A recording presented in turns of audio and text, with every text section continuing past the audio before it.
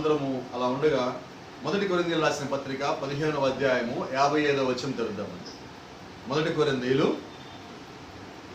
15వ అధ్యాయము 55వ వచనం. 1 Corinthians chapter 15 verse 55. ఓ మరణమా నీ విజయం ఎక్కడ? ఓ మరణమా నీ ముల్లెక్కడ? O death where is thy sting? O grave where is thy victory? ప్రార్థన చేసుకుందాం. జీవం గల తండ్రి, జీవాధిపతి నాయన, ఈ ఉదయకాలం మా ముందు ఇచ్చిన అంశం బట్టి, మా ముందు ప్రభా నీ ద్వారా తెరవబడిన లేఖనం బట్టి నీకు వందనాలు తెలియజేసుకుంటున్నామయ్యా. ఇదిగో ప్రభా, నీ యొక్క లేఖనం వెంబడిస్తూ నేను సమీపిస్తానికి మేము ప్రయత్నం చేయించుండగా ఈ యొక్క ప్రయత్నంలో నీవే మాకు మార్గదర్శకంగా ఉండమని, నీ యొక్క ఆత్మతో మమ్మల్ని నడిపించమని, దీవించమని, ఆశీర్వదించమని, బలపరచమని, స్థిరపరచమని ప్రభు యేసుక్రీస్తు నామములో స్తుతిస్తూ ప్రార్థిస్తూ వినయంగా అడిగి వేడుకుంటున్నాము. ఆమేన్. Praise the Lord. మరి దేవుని చిత్తమైతే ఒక చిన్న అంశము నా హృదయంలో రాత్రి నుంచి మొదలుతా ఉన్నది. బహుశా అదే ఉదయకాలం దేవుడు మనకి ఇచ్చాడని నేను నమ్ముతా ఉన్నాను. Amen. Stand true to God but not men. Stand true to God but not men. దానికి అర్థం ఏంటంటే మనుషులకు కాదు కానీ నువ్వు దేవుడి పట్ల యథార్థత కలిగి ఉండు. మనుషుల పట్ల కాదు కానీ దేవుడి పట్ల యథార్థత కలిగి ఉండు. అంటే వాక్య విషయంలో నువ్వు దేవుడి పట్ల కానీ యథార్థత కలిగి ఉంటే నువ్వు ప్రతి మనిషితో యథార్థత కలిగి ఉంటావు.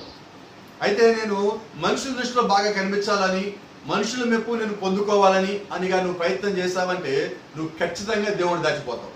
కాబట్టి ఈరోజు మనం జ్ఞాపకం పెట్టుకోవాల్సింది ఏంటంటే ఎవరి పట్ల యథార్థత కలిగి ఉండాలి. ఎందుకు దేవుడి పట్ల యథార్థత కలిగి ఉండాలంటే మనిషి అబద్ధాలు ఆడువాడు, దేవుడు ఎప్పుడు అబద్ధాలు ఆడు. మనిషి మోసం చేస్తాడు, దేవుడు మోసం చేయడు. మనిషి మాట చెప్పి తప్పుతాడు, దేవుడు మాట చెప్తే తప్పని దేవుడు. Praise the Lord. మరి చాలాసార్లు చాలా మంది సేవకులే, విశ్వాసుల సంగతి సరే మీకు తెలిసిందే, సేవకులు కూడా మాటలు చెప్పి తప్పుతా ఉంటారు. మరి నా యొక్క జీవితంలో అనేక సార్లు నేను వాటిని చూడటము, వాటిని గమనించడం జరిగింది. వాటి వల్ల ఇబ్బందులు కూడా పడటం జరిగింది. కొన్నిసార్లు ఏం చేస్తారంటే 10 మందిల ముందు ప్రగల్భాలు పలకడం కోసం చాలా మంది సేవకులు కానీ, విశ్వాసులు కానీ, కుటుంబంలోని వ్యక్తులు కానీ చాలా మాటలు ఇచ్చేస్తూ ఉంటారు. ఆ మాటలు నెరవేర్చే సమయంలో దాన్ని తప్పిపోతూ ఉంటారు. ఇక మనం ముఖం కూడా చూపించరండి, తప్పించుకుంటారు. ఫోన్ చేస్తే తీరు, మాట్లాడితే అంటే ప్రయత్నం చేస్తే కలవాలని ప్రయత్నం చేస్తే కలవరు, అడిగితే సమాధానం చెప్పరు, దాట వేసే సమాధానం చెప్తా ఉంటారు. కాబట్టి గమనించండి, మనుషులు నువ్వు వాళ్ళ పట్ల ఎంత నిజాయితీగా ఉన్నా, నువ్వు ఎంత ప్రేమ కలిగి ఉన్నా, ఎంత నువ్వు యథార్థతగా ఉన్నా కానీ అదే పోడు నీతో అలాగ ఉండాలని రూల్ లేదు.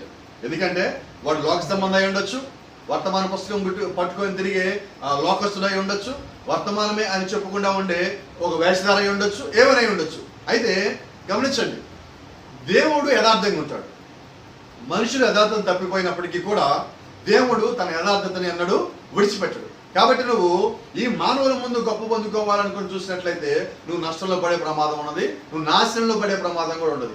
కాబట్టి ఈ కాల ప్రవక్త అంటాడు, నేను వాక్యం పట్ల యథార్థత కలిగి ఉన్నాను కాబట్టి నన్ను విమర్శించే వాళ్ళు ఎక్కువ, నాకు స్నేహితులు తక్కువ అంటాడు. కాబట్టి గమనించండి, మనం విమర్శించే వాళ్ళు ఎక్కువ ఉన్నారని చెప్పి నువ్వు వాళ్ళని చూసి భయపడిపోవద్దు. ఎందుకంటే గమనించండి, ఏలియా కరెక్ట్ గానే ఉన్నాడు. ఏలియాని విమర్శ చేయడానికి అక్కడ యెజబెల్ వచ్చింది. ఇప్పుడు యెజబెల్ విమర్శ చేసింది కదా అని చెప్పి ఏలియా భయపడిపోవాలా? ఏలియా తన నిర్ణయాన్ని మార్చుకోవాలా? ఏలియా దేవుని విడిచిపెట్టాలా? గమనించండి. అలాగే ఈ రోజు యెజబెల్ శాపాలు చాలా మంది పెడుతున్నారు.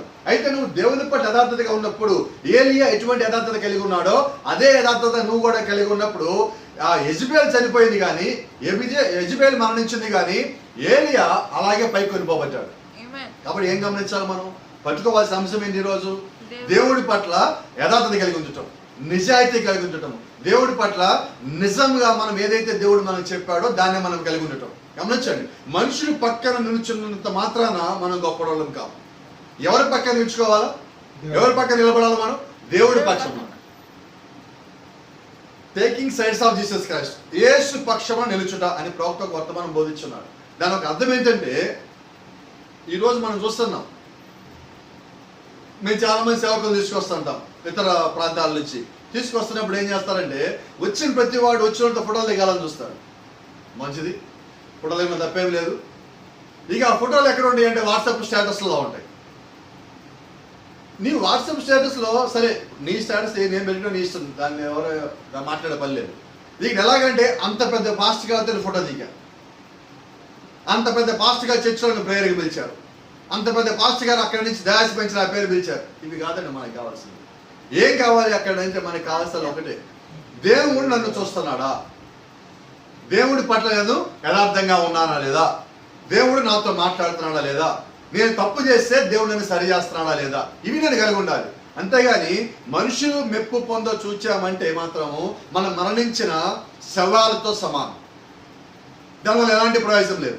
కాబట్టి ఏం జరిగినా కానీ మనం ఎలాగ ఉండాలా? దేవుడి పట్ల నిజాయితీ కలిగి ఉండాలా, దేవుడి పట్ల యథార్థత కలిగి ఉండాలా. యథార్థత కలిగి ఉండడం అంటే ఏంటి? నువ్వు వాక్యపక్షాన్ని నిలబడినప్పుడు నీ మిత్రులే నీకు శత్రువులు అవుతారు. అయినా కూడా ఎలా ఉండాలా? వాక్యమే ప్రాముఖ్యము. నువ్వు ఈరోజు ఉంటావు, రేపు చనిపోతావు. మీకు ఒక మాట చెప్తాను. ఫ్రెండ్, ఎప్పుడు విన్నారా పేరు మీరు? ఈ పదం ఫ్రెండ్ అంటే ఏంటి? స్నేహితుడు. ఇంగ్లీష్ స్పెల్లింగ్ ఏంటంటే FRIEND. ఈఎండి అంటే ఎండ్ అండి. అంటే నీకు ఫ్రెండ్ అనేవాడు ఉన్నప్పటికీ ఏదో ఒక రోజు అక్కడ ఎండ్ అయిపోవాలి. నువ్వు స్నేహితుడికి ప్రాధాన్యత ఇచ్చావా, నువ్వు దేవుడికి దూరం అవ్వాలా. అదే చూడండి, జీసస్ స్పెల్లింగ్ అని మీరు చెప్పినట్లయితే JESUS అస్. యేసు క్రీస్తులోనేమో నీవు ఉన్నావు, మనము ఉన్నాము. ఫ్రెండ్లో ఏమున్నది? ఎండ్ మాత్రమే ఉన్నది. కాబట్టి నీ యొక్క స్నేహితుడికి కానీ నువ్వు ఎక్కువ విలువించావంటే నువ్వు దేవుడి నుంచి నువ్వు దూరం అయిపోవాలి. అదేగా నువ్వు దేవుడికి కానీ దగ్గర అయినట్లయితే నీ స్నేహితుడు ఒక ముగింపు ఉంటుంది. నిజమైన స్నేహితుడు అయితే నువ్వు వాక్యపక్షాన్ని నిలబడినప్పుడు నీ పక్షాన్ని నిలబడేవాడు నిజమైన స్నేహితుడు. నిజమైన స్నేహితుడు కానివాడేవాడంటే అబద్ధాలు త్వరగా అయినవాడు, చెడ్డకి వాడు చెవినిచ్చేవాడు. సామెతలో కూడా చెప్తాడు చూడండి, ఏమని చెప్తాడంటే చెడిపోయిన దానికి చెవిచ్చేవాడు నిజాయితీపడి ఎలాగవుతాడు, యథార్థ కలిగి కూడా ఎలా ఉంటాడు. ఈరోజు ఏంటంటే ఒక దురలవాటు ఉన్నది. ఎవడైనా ముందెళ్ళి ఒక వ్యక్తి మీద ఒక మాట చెప్తే దాన్ని మనం ఫిక్స్ అయిపోతాం. అలా కాదండి, ఆ వ్యక్తి ఏదైనా చెప్పాడంటే నీ గురించి చెడ్డగా, ఇది దేవుడు చెప్పాడా, అసలు ఆ వ్యక్తి సాక్ష్యం ఏంటి, ఆ వ్యక్తి పరిచయం ఏంటి, ఆ వ్యక్తి యొక్క కుటుంబాన్ని అతను ఎలాగ నడుపుతున్నాడు, అతని దేవుడి పట్ల యథార్థంగా ఉన్నాడా లేదా, అది నింద లేకపోతే నిజమా అని తెలుసుకోవాలి. ఈరోజు అవన్నీ ఏమి లేవండి. వాడన్నాడు నేనన్నా, ఈడన్నాడు నేనన్నా, వాడు చెప్పాడు వీడు చెప్పాడు, వాడు ఈడు ఎంతసేపటికి. నిజంగా నువ్వు దేవుడి పట్లగా నిలబడి ఉండే ఒక మాట మీకు చెప్తా, రిప్రోచింగ్ ఫర్ ది వర్డ్. వాక్యము నిమిత్తము నిందను భరించుట. ఎవరి నిమిత్తమా నింద? నా పక్కింటి నిమిత్తం కాదండి, కుటుంబంలో వాడి నిమిత్తం కాదండి. నింద ఎవరి నిమిత్తం అని భరించాలా? వాక్యము నిమిత్తము నింద భరించాలా. మోషే, బైబిల్ చెప్తా ఉన్నది గమనించండి, బైబిల్లో ఉన్న మోషే వాక్యము నిమిత్త లేదంటే క్రీస్తు నిమిత్తమైన నింద ఉత్తమమైన భాగ్యము ఎంచుకొని తనకున్న యావదాస్తిని, తనకున్న రాచరికాన్ని, తను కాబోయే రాజు అయినప్పటికీ మొత్తాన్ని వదిలిపెట్టుకొని వచ్చారండి. దేవుళ్ళలోకి ఎలా రావాలా?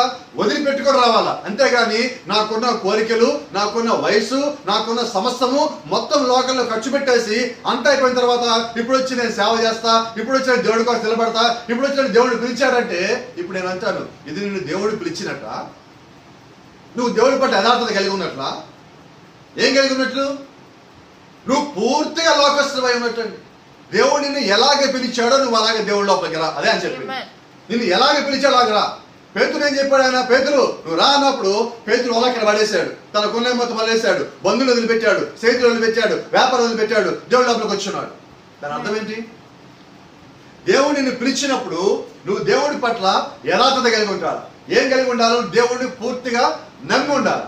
నువ్వు పరిపూర్ణంగా దేవుడి చేత నువ్వు పిలువబడిన వాడు అయితే నువ్వు దేవుడి వాక్యం నిమిత్తము ప్రాణాలైనా ఇచ్చేవాడిగా ఉంటావు. Praise the Lord. దేవుని నామానికి మహిమ కలుగును గాక. అయితే నేను ఒక మాట చెప్పండి ఇక్కడ, ఎందుకని నేను దేవుడి పట్ల యథార్థత కలిగి ఉండండి, మనుషుడి పట్ల యథార్థత కలిగి ఉండాల్సిన అవసరం లేదంటున్నానంటే, ఇక్కడ నువ్వు మనుషులతో అబద్ధాలు చెప్పాలన్న ఉద్దేశం కాదండి. మనుషులతో నువ్వు మోసంగా ప్రవర్తించని చెప్పడం కాదండి, వాళ్ళతో నీ ఇష్టం వచ్చినట్టు ఉండని చెప్పడం కాదండి. నువ్వు దేవుడి పట్ల యథార్థత కలిగి ఉన్నావంటే ఖచ్చితంగా నువ్వు మనుషుల పట్ల కూడా యథార్థత కలిగి ఉంటావు. అయితే నేను మనుషుల పట్ల యథార్థత ఎలా కలిగి ఉంటాను? వాళ్ళకి నచ్చినట్టుగా కాదండి, వాక్యాన్ని నచ్చే విధంగా నేను ఉంటాను. వాక్యం ఏం చెప్పిందో అలాగే నేను వాళ్ళని ప్రేమిస్తాను. అంతేగాని చూడండి, కొంతమంది ఏం చేస్తారంటే చెడిపోయిన వ్యక్తుల పక్కన నుంచొని ఈ చెడిపోయిన వ్యక్తిని ఇతను చాలా మంచోడండి, ఇతను చాలా నిజాయితీ పడండి, ఇతను మంచి సేవకుడని చెప్తారు. నా వల్ల అలా కాదు చెప్పడం. మీకు తెలిసిన ఒక మాట చెప్తా. ఒక వ్యక్తి తాగి తాగి తాగి చనిపోతాడు, చర్చికే రాడు. ఇప్పుడు వాళ్ళ ఇంట్లో కూడికి పెట్టారు. ఇప్పుడు నేను అక్కడికి వెళ్ళి ఏం బోధించాలి? క్రీస్తునందు మృతులైన వారు ధైర్యులను బోధించాలా? నిజమేనండి, క్రీస్తులో ముద్రైన వాడు ధన్యులే. అయితే నేనేం చేయాలి? ఇతడు క్రీస్తులో లేడు, తాగి మరణించాడు, చర్చికి వచ్చేవాడు కాదు, వాక్యక్రమంలో లేడు. ఇప్పుడు నేనేం బోధించాలి? నిజం చెప్పాలా, అబద్ధం చెప్పాలా? నిజం చెప్తే వాళ్ళని మళ్ళీ పిలుస్తారా గుడికి? పిలవరు. ఇప్పుడు నేనేం చేయాలి? వీళ్ళు నన్ను గుడికి పిలవరేమో అని తెలిసి నేను ఏం బోధించాలి? ఆయన మంచోడండి, బాగుండేవాడండి, తాగితే తాగాడు కానీ మంచోడండి అని చెప్పాలని. ఎలా చెప్తావు? ఇప్పుడు నేను దేని పట్ల యథార్థం కలిగి ఉండాలి? నన్ను పిలిచిన కుటుంబం పట్ల, దేవుడి పట్ల. ఇప్పుడు దేవుడి పట్ల యథార్థం కలిగి ఉంటే ఏం చెప్పాలంటే, అయ్యా ఈ కూడిక పెట్టిన ఉద్దేశం ఏంటంటే చనిపోయిన నిమిత్తం ఈ కూడిక పెట్టున్నాము. అయితే చనిపోయిన సక్రమంగా వాక్య ప్రకారంగా జీవించలేదు కాబట్టి అట్టి వ్యక్తి పాతాళానికి పోతాడు కానీ పరలోకానికి పోడు. ఇక్కడున్న మీలో ఎవరైనా కానీ ఇంకా ఆ వ్యక్తి లాగుంటే దయచేసి మీరు మారండి, ఇప్పటికైనా మీరు మీ యొక్క తీరును మార్చుకొని దేవుడి లోపలికి రండి అని చెప్పాలి. ఇది నిజమైన యథార్థమైన సేవకుడు అయి ఉన్నట్లయితే ఇలా చెప్తాను. అదే కానీ ఇప్పుడు వాళ్ళ సంఘంలో కొంచెం మంచిగా దశమ భాగాలు ఇచ్చేవాళ్ళు అనుకోండి, ఇప్పుడు నేనేం చేయాలా? నేను గట్టిగా అంటే వాళ్ళు బాగా చేస్తారేమో, చర్చి గట్టిగా అంటే వాళ్ళు వెళ్ళిపోతారేమో. ఇంకోటి చూడండి, సంఘంలోంచి ఒక విశ్వాసం వెళ్ళిపోతే ఎవరు ఆడవరు. కొంతమంది సేవకులు ఉన్నారు, సంఘంలో దశమ భాగాలు బాగా కట్టేవాళ్ళు సంఘంలో కొంచెం గట్టిగా ఉన్న వెళ్ళిపోతే మాత్రము వీళ్ళు బలిపిడాలు గొడవచ్చు కూడా ఏడుస్తారు. సంఘం అందరి ముందు కనిపించే విధంగా ఏడుస్తారు. ఎందుకని? మనం చూసాం సేవకుల్ని, సంఘాలన్నీ వెళ్ళిపోయినాయి, చర్చికి ఎవరు రావట్లా, ఆఫరింగ్లు అన్నీ పోయినాయి, చర్చికి వస్తే ఆఫరింగ్లు వచ్చేది.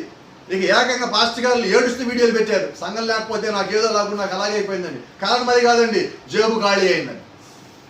దీనికోసం ఏడుపు, ఇక్కడ ఏడుపుదానికి ఇగో దీనికోసం. ఇదే వారి జీవితం కదా, ఇదే వారి దేవుడు, దీనికోసం వాళ్ళు ఏడుపు. నిజంగా నువ్వు కానీ విశ్వాస గురించి ఏడుస్తున్నావంటే నువ్వు బలిపీఠం మీద ఆడవండి. కుటుంబంలో రహస్యంగా నీ గదిలోకి వెళ్ళి గదిలో కూర్చొని విశ్వాస గురించి నువ్వు ఏడుస్తావు, విశ్వాస గురించి నువ్వు ప్రార్థన చేస్తావు. ఇదంతా ఏంటి? మనుషులు మెప్పు పొందకోవటానికి. నువ్వు యథార్థంగా ఉంటే ఎక్కడ ఉంటావు? ఇంట్లో నీ మోకాళ్ళ మీద ఉండి నువ్వు దేవుని అడుగుతావు, ప్రభా నాకు సంఘాన్ని ఇవ్వు, ప్రభా నాకు విశ్వాసం ఇవ్వు, ప్రభా వాళ్ళు జారిపోయి ఉన్నారు, వీళ్ళు జారిపోయి ఉన్నారు, ఆ విషయంలో తప్పు ఉంటే నన్ను సరి చేయి ప్రభా ముందు, తర్వాత విశ్వాసంతో నువ్వు మాట్లాడు ప్రభా అని నిజంగా అలా ప్రార్థన చేసేవాడు సేవకుడే ఉన్నాడు. అటువంటి వాడు ఎవడు? దేవుని దృష్టిలో యథార్థత కలిగిన వాడు. Praise the Lord. దేవుని నామానికి మహిమ కలుగును గాక. గమనించండి, ఇప్పుడు మనుషుల కోసం నేను ప్రయత్నం చేస్తే నా ప్రయత్నం అంతా నేను మనుషుల ముందు చూపించుకుంటా. అదే నేను దేవుడి కోసం ప్రయత్నం చేస్తే ఎవరి ముందు చూపిస్తాను? దేవుడి ముందే చూపిస్తాను, మనిషి ముందు చూపిస్తాను నేను. కాబట్టి గమనించండి, నా యొక్క వేషధారణ మనుషులకు కనిపిస్తుంది. అయితే నా వేషధారణ మనుషులకు చూపించేటప్పుడు దేవుడి దృష్టిని ఎలాగుంటాను? ఒక అబద్ధీకుడిలాగా ఉంటాను, ఒక మోసగాడిలాగా ఉంటాను. I should look like a hypocrite in the sight of God. దేవుడు యొక్క దృష్టిలో ఒక మోసగారిలాగా ఉంటానండి. అయితే ప్రజల దృష్టి ఎలాగా ఉంటారు? అబ్బా మా పాస్టర్ గారు మా కోసం ఏడుస్తారండి, మా పాస్టర్ గారు మా కోసం కన్నీరు కాలుస్తారండి, అబ్బో అసలు మా పాస్టర్ గారండి. చేసేయన్ని చేయటము, ఏడ్చేది ఏడవటం. నేను దీన్ని అసలు ఒప్పుకోనండి. అసలు సగం వేస్తారు అక్కడి నుంచే వస్తుంది. కాబట్టి గమనించండి, ఇప్పుడు అటువంటి సంఘంలో ఉంటే ఆ వ్యక్తి మీద ఏ ఆత్మ ఉంటుంది? ప్రవక్తన ప్రకారంగా కాపరి మీద ఏ ఆత్మ ఉన్నదో సంఘంలో అదే ఆత్మ ఉంటుంది. గమనించారా? కాపరి మీద ఏ ఆత్మ ఉన్నదో సంఘంలో అదే ఆత్మ ఉంటుంది. కాబట్టి కాపరి ఎలాగున్నాడో సంఘం కూడా అలాగే ఉంటుంది. యథా రాజా తదా ప్రజ. రాజు ఎలాగ ఉన్నాడో ప్రజలు అలాగ ఉంటాడు, కాపరి ఎలాగ ఉన్నాడో సంఘం అలాగ ఉంటుంది. కాపరి నిజాయితీగా ఉన్నాడు అనుకోండి, సంఘం నిజాయితీగా ఉంటుంది. కాపరి గొప్పలు చెప్పుకున్నాడు అనుకోండి, సంఘం కూడా గొప్పలు చెప్పుకున్నాడు ఉంటుంది. కాబట్టి ఏం చేద్దాం? ఇప్పుడు విశ్వాసం ఎలాంటి వాడో తెలియాలంటే కాపరి ఎలాంటి వాడో తెలిసి సరిపోతుంది. గమనించండి, కాపరి ఎలాంటి వాడో మనం చూసామంటే విశ్వాసం ఎలాంటి వాడో మనకు తెలిసిపోతుంది. కాబట్టి నువ్వు నిజంగా నిజాయితీ కలిగి ఉంటే ఎవరి పట్ల కలిగి ఉండాలి? దేవుడి పట్ల కలిగి ఉండాలి. ఈరోజు మనం చేసే పనులు చెప్పుకోవడం ఎక్కువైపోయింది. ఇదిగో నేను వాళ్ళకి అలా చేశాను, నేను వీళ్ళకి అలా చేశాను, వాళ్ళకి ఎలా చేశాను. దేనికి చెప్పాలి? మనుషులను చూసి ఇతను బాగా అందరికి సహాయం చేసేవాడు కావాలి అనుకోవాలి. అయితే దేవుడు ఏమంటున్నాడు? నువ్వు చేసే సహాయము కుడి చేత సహాయం చేస్తే ఎడం చేతి తేలి కూడా. ఇదేం చేయాలి? ఇప్పుడు నేను వాక్యం పాటు యథార్థత కలిగి ఉంటే ఏం చేయాలి? నిజమైన యథార్థతగా నేను కలిగి ఉన్నట్లయితే ఏం చేయాలంటే ఈ చేత చేసే సహాయాన్ని ఈ చేత చెప్పకూడదు. నా సాక్ష్యం చెప్పాలి, నేను జీవించే జీవితం చెప్పాలి. అంతేగాని నేను చెప్పుకోవడం వల్ల ఎలాంటి ప్రయోజనం లేదు. ఇప్పుడు ఎందుకు చెప్పుకోవటం? నేను ఇలా చేస్తానని చెప్పుకోవడం ఎందుకు? మనుషుల మెప్పు కోసం. కాబట్టి గమనించండి, నేను మనుషుల మెప్పు కోసం చేస్తున్నానా, దేవుడి మెప్పు కోసం పనిచేస్తున్నానా? ఎందుకో నేను మనుషుల మెప్పు పొంద చూచువాడనైతే దేవుడికి ఎప్పుడో దూరం అయిపోయాయని చెప్పి పౌలు గారు అంటున్నారు. కాబట్టి ఈరోజు నిజంగా మనము దేవుడి యొక్క ఆలోచనలో, దేవుడి యొక్క మాటల్లో కూడా అన్నట్లయితే ఖచ్చితంగా దేవుని యొక్క వాక్యానికి మాత్రమే మనం విలువించే వాళ్ళగా ఉంటాం. Praise the Lord. నిజంగా ఈ కాలపు ప్రవక్త అన్నట్టుగా మనము అబ్రహాము యొక్క సంతానమే అయినట్లయితే, విశ్వాసము ద్వారా మనం అబ్రహాము యొక్క సంతానం అయిన పక్షంలో ఖచ్చితంగా మనం అబ్రహాము కలిగి ఉన్న విశ్వాసమే కాదు, అబ్రహాము కలిగి ఉన్న యథార్థత కూడా మనం కలిగి ఉంటాము. అది కూడా రావాలి. నువ్వు నిజంగా యేసుక్రీస్తు యొక్క కుమారుడివి అయినట్లయితే ఆయనలో ఉన్న ప్రతి ఒక్క గుణలక్షణము కూడా ఈ లోపలికి రావాలి. అంతేగాని ఈరోజు చూడండి, యేసుక్రీస్తు బొమ్మ ఎక్కడ పెట్టుకోవడం, యేసుక్రీస్తు ఆ మేఘం ఫోటో ఎక్కడ పెట్టుకోవడం, ఇక్కడ కాదండి, లోపల ఉండాలి. లోపల బయట పెట్టుకుంటాడు. ఈరోజు అదే ప్రవక్త అన్నట్లుగా వర్తమానము లేదంటే బైబిల్ సంబంధించిన ఆ కోడ్లు, లేదంటే బైబిల్ సంబంధించిన వాక్యములు, వర్తమానము కోడ్లు ఒంటికి తగిలించుకుంటున్నారు. యాప చెట్టుకి ఎన్ని మామిడికాయలు మీరు కట్టినా కానీ అది మామిడి చెట్టు కాదు, అది యాప చెట్టే. ఒక తుమ్మ చెట్టు తీసుకొచ్చి మీరు ఎన్ని యాపిల్ తగిలించినా కానీ తుమ్మ చెట్టే కానీ యాపిల్ చెట్టు కాదు. ఆ కాయలు కొన్ని రోజులు వాడిపోతాయి. అలాగే నీ లోపల లేనిది నువ్వు పైకి ఎంత తగిలించుకున్నా కానీ ప్రయోజనం లేదు. ఎందుకంటే దేవుని దృష్టికి అది యథార్థత కలిగి లేదండి. అది నీ లోపల నుంచి రాలా. గుణలక్షణం అంటే బయట నుంచి రాదు, నీ లోపల నుంచే బయటికి రావాలి. నీ యొక్క క్యారెక్టర్ అంటే అది బయట నుంచి రాదండి, నీ లోపల నుంచి అది బయటికి రావాల్సి ఉంటుంది. నీ యొక్క స్వభావం ఎక్కడంటే బయట నుంచి రాదు, అది లోపల నుంచే రావాలి. గొర్రె స్వభావం ఎక్కడంటే అది ఒక పందిలో గొర్రె స్వభావం రాదండి, గొర్రెలోనే గొర్రె స్వభావం ఉంటుంది. గొర్రెలోంచి ఆ స్వభావం బయటకు వస్తుంది. కాబట్టి దాని యొక్క అర్థం ఏంటి? నీ లోపల నుంచే ఏదొచ్చినా రావాలి. విశ్వాసము లోపల నుంచే రావాలి, నమ్మకము లోపల నుంచే రావాలి, ప్రేమ లోపల నుంచి రావాలి. అయితే ఇప్పుడు ఒకవేళ వేషధారితనం వచ్చిందంటే అది ఎక్కడి నుంచి వచ్చినట్టు? లోపల నుంచి వచ్చినట్టు. అంటే నీ లోపల ఏమన్నట్టు? వేషధారితనం అన్నట్టు, మోసం ఉన్నట్టు. అంటే ఎక్కడైతే వేషధారితనము, మోసం ఉన్నాయో దేవుడు అక్కడ ఉండలేడు. దేవుడికి కావాల్సింది యథార్థత. నువ్వు క్రమముగా ఉన్నావా? నీ పనులు సక్రమంగా చేస్తున్నావా? నేను ఎప్పుడు ఒక మాట చెప్తా, నీ పనులు సక్రమంగా చేసినంత కాలము నిన్ను విమర్శ చేసేవాళ్ళు ఉంటానే ఉంటారు. వాళ్ళని చూసి నీ ప్రయాణం ఆపద్దు. మొరిగే వాళ్ళు మొరుగుతూనే ఉంటాయి. అయితే గమనించండి, మొరిగే కుక్క కలవదు, కానీ దాని నైజం ఏంటి? మొరగటమే. అంటే నీ మీద ఏదో ఒక నింద ఇటుపై దాని ఒక పని. అయితే గమనించండి, నువ్వు దేవుళ్ళో నిజంగా యథార్థత కలిగి ఉన్నప్పుడు నీ మీద నింద పడకుండా చూసుకునే బాధ్యత దేవుడి దగ్గర. కాబట్టి ఎవరో పట్ల యథార్థత కలిగి ఉండాలా? మనుషులు నిందేస్తారు, రేపు బ్రదరు, సారీ బ్రదరు, తెలియదు బ్రదరు, అలాగే అనుకోవాలా బ్రదరు. ఇంకొక అంటారు, నాకు తెలియదండి, నాకు తెలియదు అంటుంది దేనికి? అసలు పొరపడాలంటుంది దేనికి? నువ్వు అనకపోతే మంచిది కాదు. కాబట్టి గమనించండి, మనుషులు అబద్ధాలు ఆడువారు, మోసగించు. బైబిల్ చెప్తున్నది, మనిషి యొక్క శరీరములో అన్నిటికన్నా అత్యంత జారత్వము కలిగినది ఏదన్నా ఉన్నదంటే అది మనిషి యొక్క నాలుక. చూడండి, ఆ నాలుకకి ఎప్పుడు ఎముక అనేది ఉండదు, ఎలాగంటే అలా జరుగుతుంది. You can't find any bone in the tongue, so it can twist anything, it can twist anywhere. అది ఎలాగైనా జరగగలదు, ఎటైనా జరగగలదు. కాబట్టి నాలుకని జాగ్రత్తగా పెట్టుకోండి అని పౌలు గారు చెప్తున్నారు. కాబట్టి ఈరోజు మనం ఏం చేయాలా? ఆ నాలుక మన జాగ్రత్త లేదండి. ఎలా మనం చెప్పమంటారా? ఫోన్ చేస్తారు, సపోజ్ ఇప్పుడు నేనున్నా, నా వల్ల నీకు ఏదో సమస్య వచ్చింది. ఇప్పుడు నేరుగా నువ్వు నాకు చెప్పొచ్చు వచ్చి, నా ఇల్లు నీకు తెలుసు, నేను ఎక్కడున్నా నీకు తెలుసు, నేను ఏం చేస్తాను నీకు తెలుసు, నాకు ఎలాగెలా నీకు తెలుసు. అయినా కానీ ఇప్పుడు నువ్వేం చేస్తావు? నా మీద ఒక నిర్ణయించుకున్నావు. ఎందుకని? నీకు నచ్చని పదో లేదంటే వాక్యాల్లో కరెక్ట్గా ఉన్న పదో ఏదో ఒకటి చేస్తున్నాను నేను. కాబట్టి నువ్వేం చేస్తావు? ఇప్పుడు నీకు టార్గెట్ నేను, నువ్వేం చేస్తావు అంటే నాకు ఫోన్ చేయవు, నా పక్కన ఇటు పక్కనోడికి అటు పక్కనోడికి, నాకు ఎవరు క్లోజ్గా ఉంటారో వాళ్ళందరికీ నువ్వు ఫోన్లు చేస్తావు. ఏమని చేస్తావు? ఇదిగో పాలు గారు ఇష్టంట, పాలు గారు ఇష్టంట, పాలు గారు ఇట్ట చేశాడు, పాలు గారు అట్ట చేశాడు, పాలు గారు నా ఫోన్ తీయలేదు, పాలు గారు నాతో కలవట్లేదు, పాలు గారు నాతో మాట్లాడలేదు, పాలు గారు నాకు వాట్సాప్ పెట్టట్లేదు. ఇదేంటిది? పాలు గారు అడగచ్చుగా, పాలు గారు అడగలేవా? పాలు గారు మెసేజ్ పెట్టలేవా? ఎవరు ఏంటి నా ఫోన్ చేస్తాను తీయలేవని మెసేజ్ పెట్టలేవా? ఏమవుతుంది? దీని అర్థం ఏంటో తెలుసా? దీని ఉద్దేశం ఏంటో తెలుసా? పాలు గారు అనేవాడిని ఎలాగైనా కానీ 10 మంది ముందు పలసం చేయాలి. అంటే ఇక్కడ పాలు గారు నా మీద పెట్టుకోండి ఒక ఉద్దేశం. ఇది ప్రతి ఒక్కరి జీవితంలో జరిగేదాన్ని కూడా చెప్తున్నాను నేను. ఏంటి ఇక్కడ ఉద్దేశము? ఎలాగైనా కానీ ఈ వ్యక్తి మీద కొంత బురద చల్లాలి. ఎందుకని? ఈ వ్యక్తి పైకి ఎదుగుతున్నాడు కాబట్టి బురద చల్లాలి. బురద అంటే అక్కడ నా ఉద్దేశం నిందయ్యాల. దేని నిమిత్తం నింద? ఇతను ఎదుగుతున్నాడు, వాక్యం ఎదుగుతున్నాడు, సంఘపరంగా ఎదుగుతున్నాడు, పేరు ప్రఖ్యాతులు వచ్చేస్తున్నాయి. కాబట్టి గమనించండి, ఏదో రకంగా నిందయ్యాల. అయితే ఒక మాట అంట, ఇవన్నీ ఇస్తున్నది ఎవరు? సంఘం ఇచ్చింది ఎవరు? పేరు ఇచ్చింది ఎవరు? పరిచయం ఇచ్చింది ఎవరు? పిలిచింది ఎవరు? నీకు లెక్క ఎవరికి అప్పచెప్పాలి? దేవునికి. కాబట్టి నువ్వు ఎవరి పట్ల యథార్థత కలిగి ఉండాలి?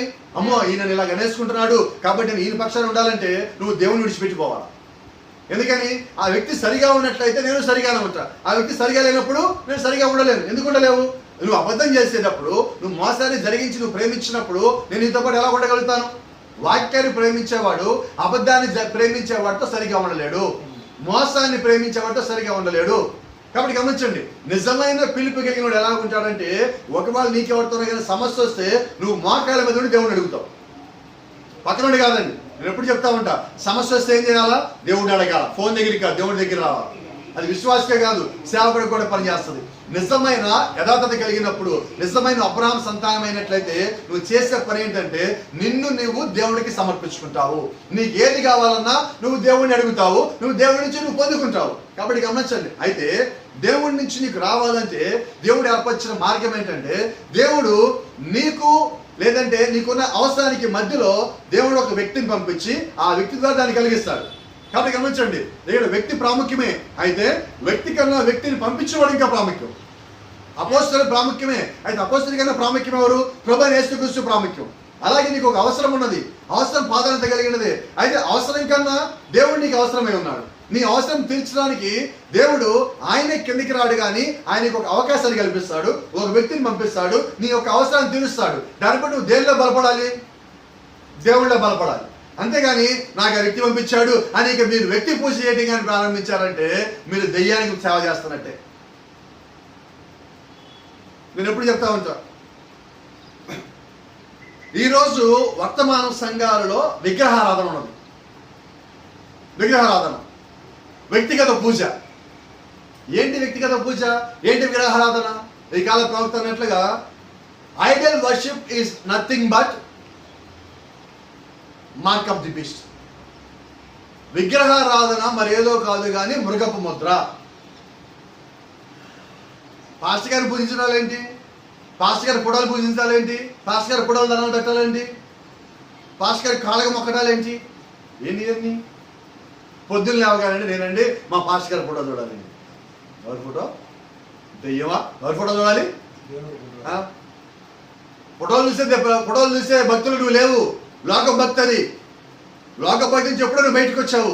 ఇప్పుడు ఏం చేస్తాం మనం? ఒక దెయ్యం ఫోటో పెట్టుకుంటున్నాం. అసలు ఫోటోలే పెట్టద్దు అంటుంటే మళ్ళీ ఫోటోలు పెట్టడం ఏంటి? ఇప్పుడు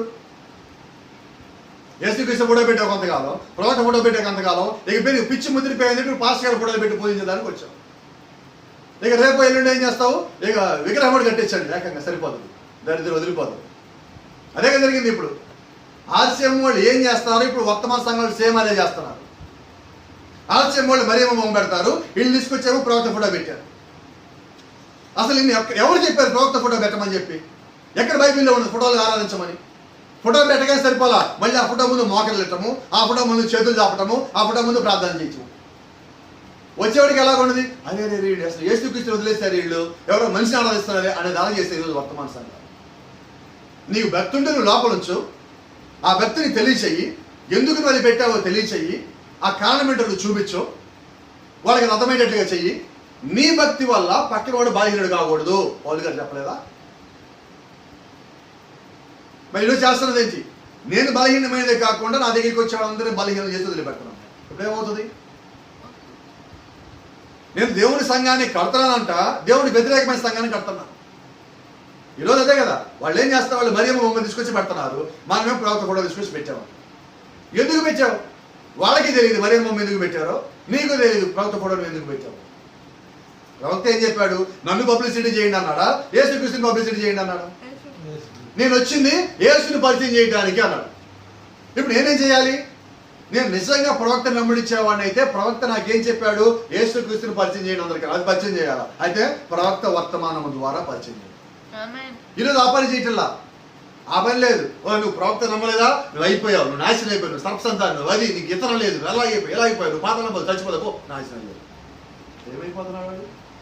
అసలు అతనికి ఏంటో తెలిస్తే, అసలు యేసుక్రీస్తు తెలిస్తే కదా ప్రవక్త దగ్గర రావడానికి, యేసుక్రీస్తు తెలిసాక 7 సంఘాలు తెలియటానికి, యేసుక్రీస్తు తెలిసాక వాళ్ళకి అసలు 7వ సంఘాలం ఏంటో తెలియటానికి, యేసుక్రీస్తు తెలిసాక 7 దూతలు తెలియటానికి, యేసుక్రీస్తు తెలిస్తేనేగా ప్రకటన తెలియటానికి, యేసుక్రీస్తు వాడు తెలిస్తేనేగా వాళ్ళ ప్రకటన 17కి రావాలి. అసలు యేసుక్రీస్తు తెలియకుండా నువ్వు విత్తనం కాదు. వీడు ఇత్తనం అయితే వాడు ఇత్తనం అవుతాడు.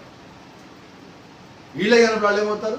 ఇక్కడ ఏంటంటే గమనించండి, నేను మాట్లాడుతున్నాను ఈ మధ్య సేవకులు నాతో ఫోన్ చేసి మాట్లాడుతున్నప్పుడు వాళ్ళు చెప్తున్నారు, అయ్యా మాకన్నా ముందు వచ్చిన వాళ్ళు మమ్మల్ని ఇలా తయారు చేశారు, మాకు వాళ్ళు ఏం చెప్పారంటే డినామినేషన్ తిట్టిందే తిట్టు, నీకెందుకు తిట్టు, నువ్వు ఎంత తిడితే నువ్వు అంత గ్రేట్ అని చెప్పారు. మేము తిట్టడం బిగించేసాం.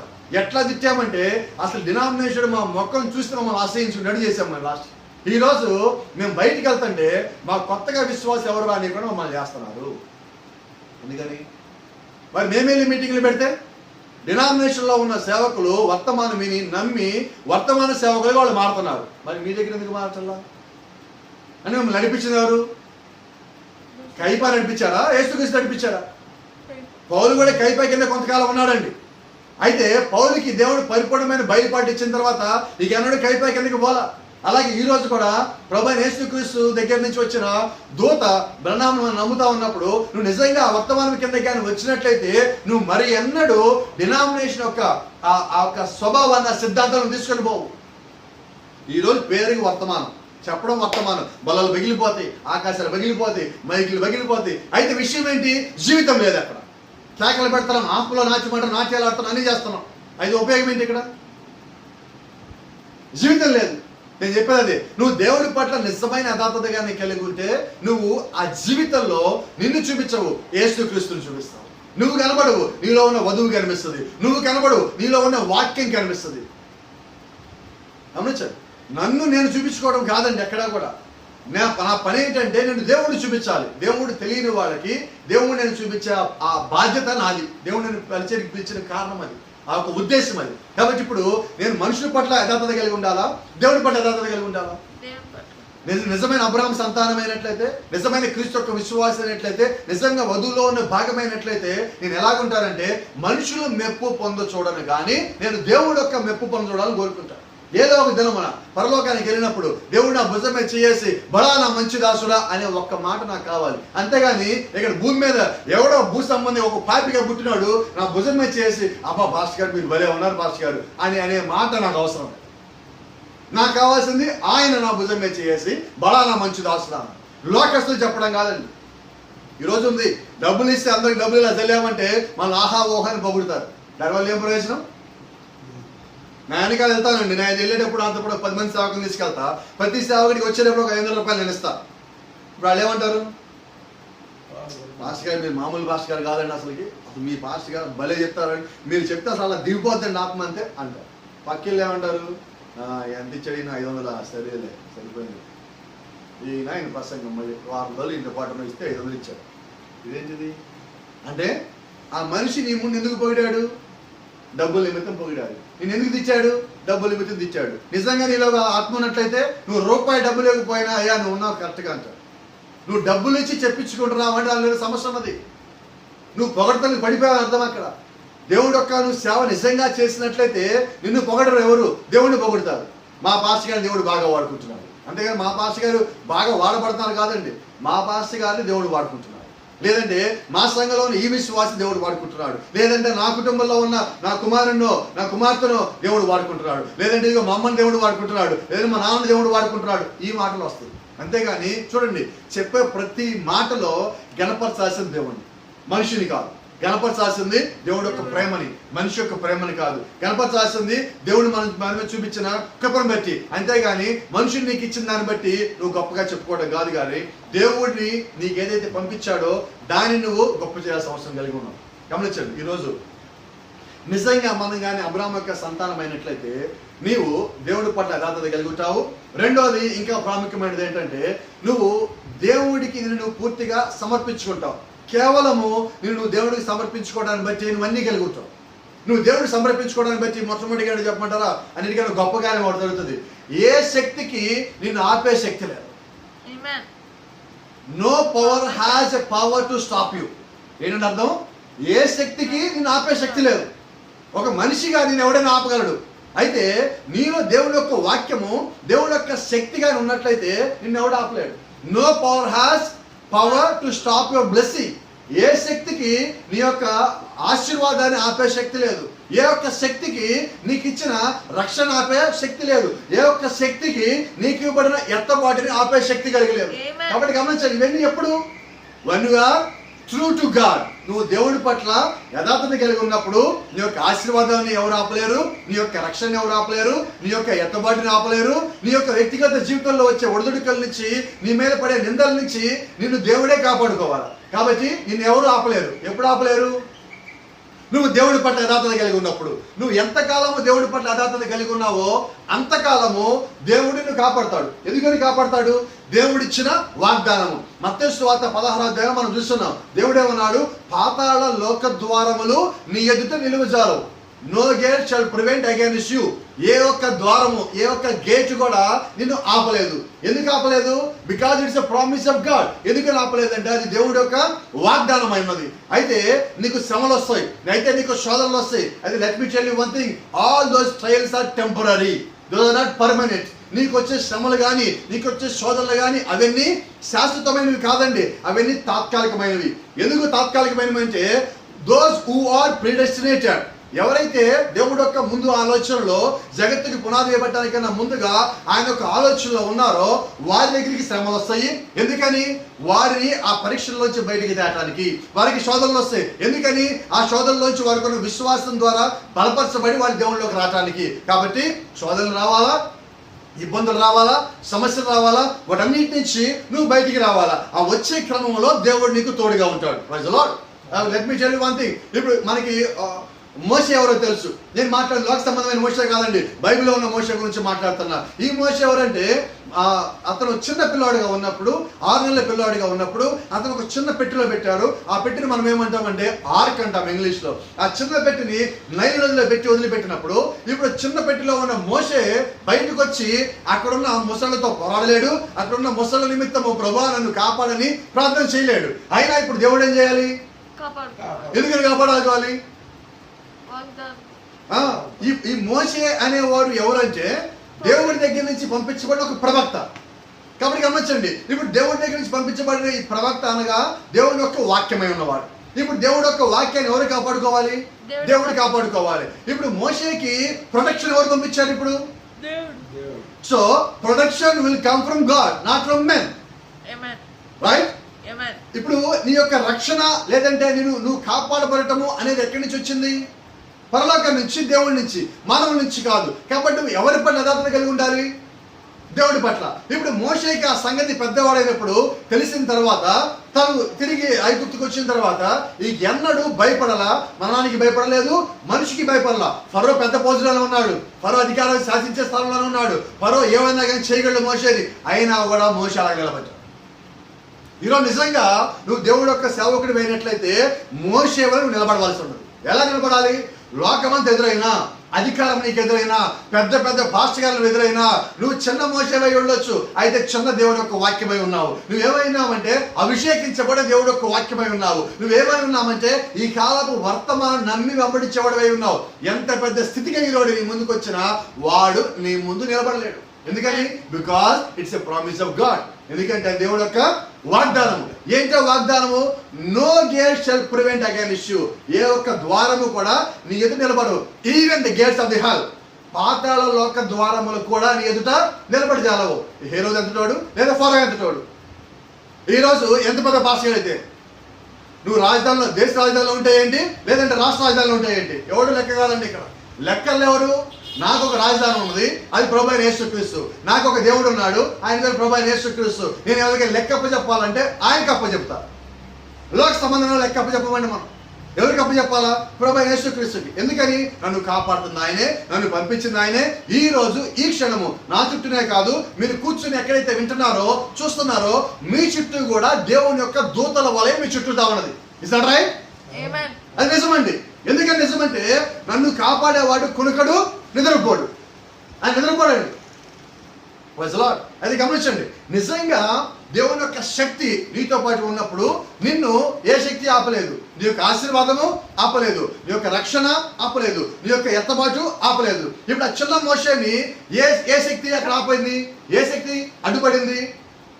ఆ నీళ్ళలో ఉన్న ముసలి యొక్క శక్తి లేదంటే ముసలి యొక్క ఆ క్రూరత్వము మోషే దగ్గర రాలేకపోయింది. ఏంటి కారణము? ఆ చిన్న మోషేనే ఏమీ చేయలేకపోయింది. ఆ చిన్న మోషే ఇంక ఎదగల, యుద్ధ విద్యలు ఏమి నేర్చుకోవాలా. అయినప్పటికీ కూడా దేవుడి ద్వారా అతను కాపాడబడ్డాడు. అలాగే ఈ రోజు నువ్వు ఇంకా పసిబాడిగా ఉండొచ్చు, ఒకవేళ వర్తమానంలో నువ్వు పసిబాడిగానే ఉండొచ్చు, ఇంకా దేవుని యొక్క వాక్యంలో ఇంకా నువ్వు చిన్నవాడిగానే ఉండొచ్చు నీ యొక్క విశ్వాసంలో, అయినప్పటికీ నిన్ను కాపాడే బాధ్యతని దేవుడు తీసుకుని ఉన్నాడు. కాబట్టి ఈ రోజు నువ్వు ఎవరి పట్ల యథార్థత కలిగి ఉండాలా? నీ యొక్క యథార్థత ప్రభువైన యేసుక్రీస్తు పట్ల, నీ యొక్క యథార్థత దేవుడి పట్ల మాత్రమే కలిగి ఉండాలా. కాబట్టి గమనించండి, ఆ చిన్న మోషే ఎదుట నైలు నదిలో ఉన్న ముసళ్ళు మొత్తం కలిసినప్పటికీ ఆ మోషేని అవేం చేయలేకపోయాడు. నోవాహు ఓడలో ఉన్నాడు. నోవాహులో ఉన్న ఓడ చుట్టూత పెద్ద జలప్రళయం, భూమి మీద అంత పెద్ద జలప్రళయం రాలేదు అప్పటి వరకు.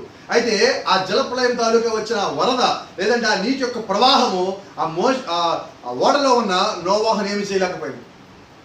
ఈ మోషే ఆ నీళ్ళలో ఉన్నది కొద్దిసేపే, నోవాహు నీళ్ళలో ఉన్నది కొద్ది రోజులు లేకపోతే కొద్ది నెలలు. గమనించండి, ప్రతి సమస్య కూడా కొద్ది కాలమే ఉంటుంది, ఆ సమస్య పోతుంది. అయితే సమస్య ఉన్న కాలంలో, సమస్య కన్నా ముందు కాలంలో, సమస్య తీరిపోయిన తర్వాత కాలంలో నువ్వు ఒకే విధంగా ఉండాలి. ఎలా ఉండాలి? You should be same before the trial, in the trial, after the trial. సమస్యలో ఉన్నప్పుడు, సమస్య కన్నా ముందు, సమస్య తర్వాత. ఈరోజు మనం ఏం చేస్తాము? సమస్య లాగానే భాష గారు ఫోన్లు ప్రార్థన. సమస్య అయిపోగారు పాస్టర్ గారు ఫోన్ చేసిన దెయ్యం. ఎందుకని? అయిపోయిందిగా. ఎందుకంటే పాస్టర్ గారితో ఆపట్లేదండి. దేవుడి విషయంలో కూడా అంతే. సమస్యలో మనం ఉంటే ఏ ఆదివారం మనం చర్చ మిస్ కాం, ఏ కూడిక మిస్ కాం. ఇంట్లో ఉన్నప్పుడు కూడా ఏం చేస్తాం తెలుసా? పాస్టర్ గారి వీడియోలు మొత్తం పెట్టుకుని మళ్ళీ చూస్తూ ఉంటాం. సమస్యలో ఉంటే సమస్య అయిపోయింది చూడండి. ఇంకా ఇంకేంటి? ఆదివారం లేదు పాస్టర్ గారి వీడియో కుదరదండి, చెప్పడం కూడా లేదు, అసలు పోయింది. నెక్స్ట్ ఏంటి? వీడియో ఎలా పాస్టర్ గారు చూడటానికి కుదరట్లేదు, టైం సరిపోవట్లేదు. సమస్యలో ఉన్నప్పుడు పాస్టర్ గారు మీ వర్తమానం బలపరిచింది, ఇగో మీ మాటలను పట్టుకున్నాయి, దేవుడు ఇలా చెప్పాడు అలా చెప్పాడు, భలే ఉంది పాస్టర్ గారు. అయితే నేను ఒక మాట అంట, నీకు సమస్య ఉన్నప్పుడు ఎలా ఉన్నావో సమస్య లేనప్పుడు అలాగే ఉంది. సమస్య ఉన్నప్పుడు నువ్వు ఎంత భక్తిగా ఉన్నావో సమస్య లేనప్పుడు కూడా అలాగే ఉంది. ఎందుకని అంటున్నానంటే, నువ్వు సమస్య లేనప్పుడు కూడా అలాగే ఉన్న కారణాన్ని బట్టి చాలాసార్లు నీ దగ్గరికి సమస్యలు రాకుండా పోతాయి. నువ్వు సమస్య వచ్చాక దేవుడి దగ్గరికి వస్తున్నావు అనుకో, ఇప్పుడు దేవుడికి నువ్వంటే ఇష్టం, ఏం చేయాలి? ఇప్పుడు నాకు ఇష్టమైన వాళ్ళు నేను ఎక్కడ పెడతానండి? నా దగ్గరికి ఉంచుకుంటా, దూరంగా ఉంచుకుంటానా? అవునా? ఇప్పుడు దేవుడికి నువ్వంటే ఇష్టం, దగ్గరికి ఉంచుకోవాలి. నువ్వేమో రాటల్లా, నీకు సమస్య పెడితే నువ్వు వస్తావు. ఇప్పుడు దేవుడికి నువ్వంటే ప్రేమ, ఇప్పుడు దేవుడు ఏం చేయాలి చెప్పండి? ఏం చేయాలి? సమస్యలు పెట్టాలి. ఎందుకని పెట్టాలి? నీ మీద కోపంతో సమస్య పెట్టాడు దేవుడు, నీ మీద ప్రేమతోనే. ఎందుకని? దేవుడు ప్రేమ నీకు అర్థం కావట్లా, నీ సమస్య అది. దేవుడు ఏం చేస్తాడు? అరే నీకు సమస్య పడి నా దగ్గరికి వస్తారు, నాకు తప్పట్లా అని చెప్పి నీకు సమస్య పంపిస్తున్నాడు. నువ్వు ఆ సమస్య కానీ భాష గారు వస్తున్నావు. సమస్య అయిపోగానే భాష గారు లేదు, సంఘం లేదు, వర్తమానం లేదు. ఇంకోటి చెప్పనా? సమస్య వచ్చి దశ భాగం కడతాము, తెలుసా మీకు? సమస్య పోగానే పోగలేదు భాస్కర్ గారు దశ భాగం. ఇదేంటిది? అసలు నాకు అర్థం కాని ఏంటిది? ఇప్పుడు నాకు తెలియకడితే ఇప్పుడు దశంబాగ్ ఎవరికి పాస్టర్గా కడుతున్నది? దేవుడిగా. అంటే ఇప్పుడు నువ్వు ఎవరికి కుదరట్లేదని చెప్పావు? నాకు అర్థం కాల. ఇద్దరు ఎవరు చెప్పావు కుదరట్లేదని? అవునా? ఇప్పుడు దశంభాగం అంటే అర్థం ఏంటంటే, నీకు వచ్చిన దాంట్లో నుంచి నువ్వు ఇచ్చేది, నీకు రాని దాంట్లో నుంచి అప్పు చేసి ఇచ్చే దశంభాగం కాదండి. నీకు వచ్చిన దాంట్లో నుంచి నీకు ఎంత వచ్చిందో దాంట్లో నుంచి లాస్ట్లో ఒక 0 తీసేసి ఇచ్చేది దశంభాగం. 1000 రూపాయలు వచ్చినాయి, ఒక 0 తీసి ఎంత వస్తుంది? 1000 రూపాయలు ఒక 0 తీస్తే ఎంత? 100. 10,000లో ఒక 0 తీస్తే ఎంత? 1000. లాస్ట్ ఒక 0 తీసి వచ్చింది నువ్వు ఇవ్వటమే. నీకు ఎంత వచ్చింది అనవసరం, దాంట్లో నుంచి ఒక 0 తీయటం, తీసి అక్కడ పెట్టడం, అదే దశంభాగం. అయితే ఇప్పుడు ఎలాగైంది? ఇప్పుడు కుదరట్లేదు భాస్కర్. ఎందుకని కుదరట్లా? నీ మనస్సు పట్ల లేకపోతే నువ్వు దేవుడి పట్ల యథార్థత కలిగి లేవంటే అది ఒక రుజువు అండి. వాక్యం ఏం చెప్పిందో మరి చెయ్యాలా. నువ్వు చేయకపోతే అని అర్థం ఏంటి? నువ్వు యథార్థత కలిగి లేవు అని అర్థం. ఇదో కూడా చెప్తాను నేను, దశంభాగం తీయాలంటే ఎలా ఉంటుందంటే కష్టంగా వస్తుంది, ఇలా వస్తుంది డబ్బులు. తప్పలా? ఇవ్వాల్సిందేనా? ఇవ్వాలా?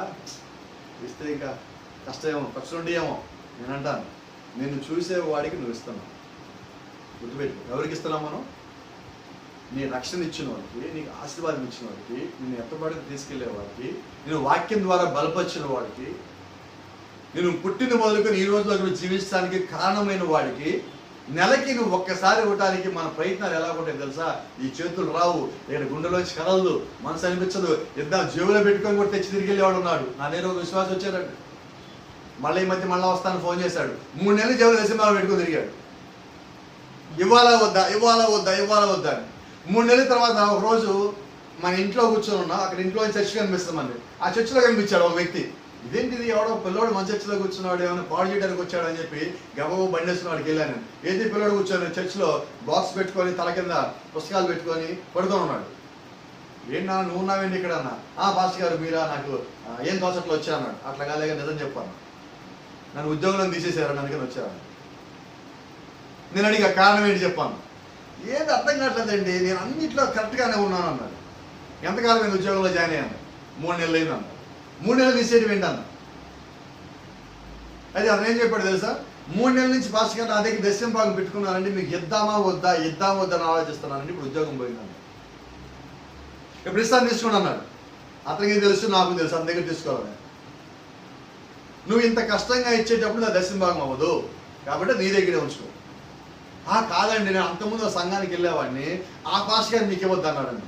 వెరీ గుడ్, చాలా మంచిది.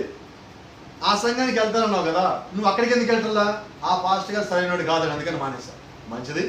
మరి ఇక్కడికి ఎందుకు వచ్చావు? మీ వాక్యం కరెక్ట్గా ఉంది అందుకని వచ్చాను. మరి కరెక్ట్గా ఉన్నప్పుడు నువ్వు ఏ హోటల్లో తిన్నావో ఆ హోటల్లో బిల్లు కట్టాలి, రైట్?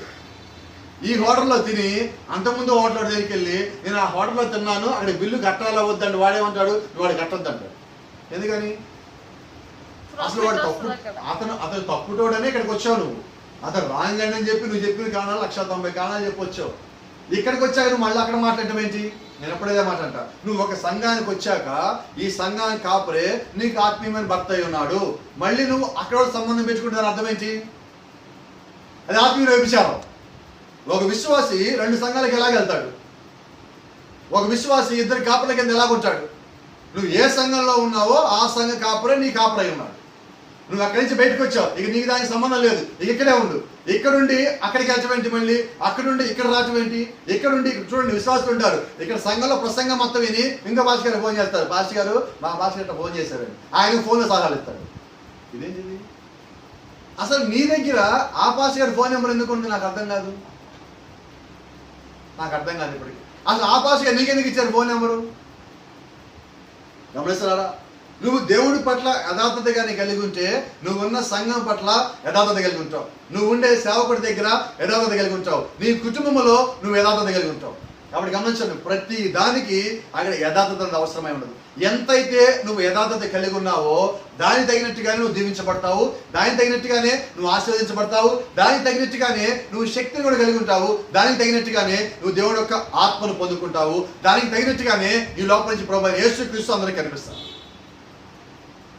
ఈరోజు ఇక్కడి నుంచి బోధించిన మొత్తం బోధించేసి కిందకి దిగిన తర్వాత అవన్నీ నాకు సంబంధం లేదు అంటే ఎలా ఉంటుంది?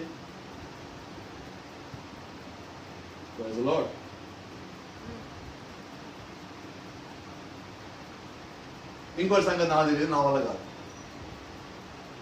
ఏం బోధించామో దానికి కట్టుబడి ఉండటానికి నా ప్రయత్నము నేను చేస్తాను.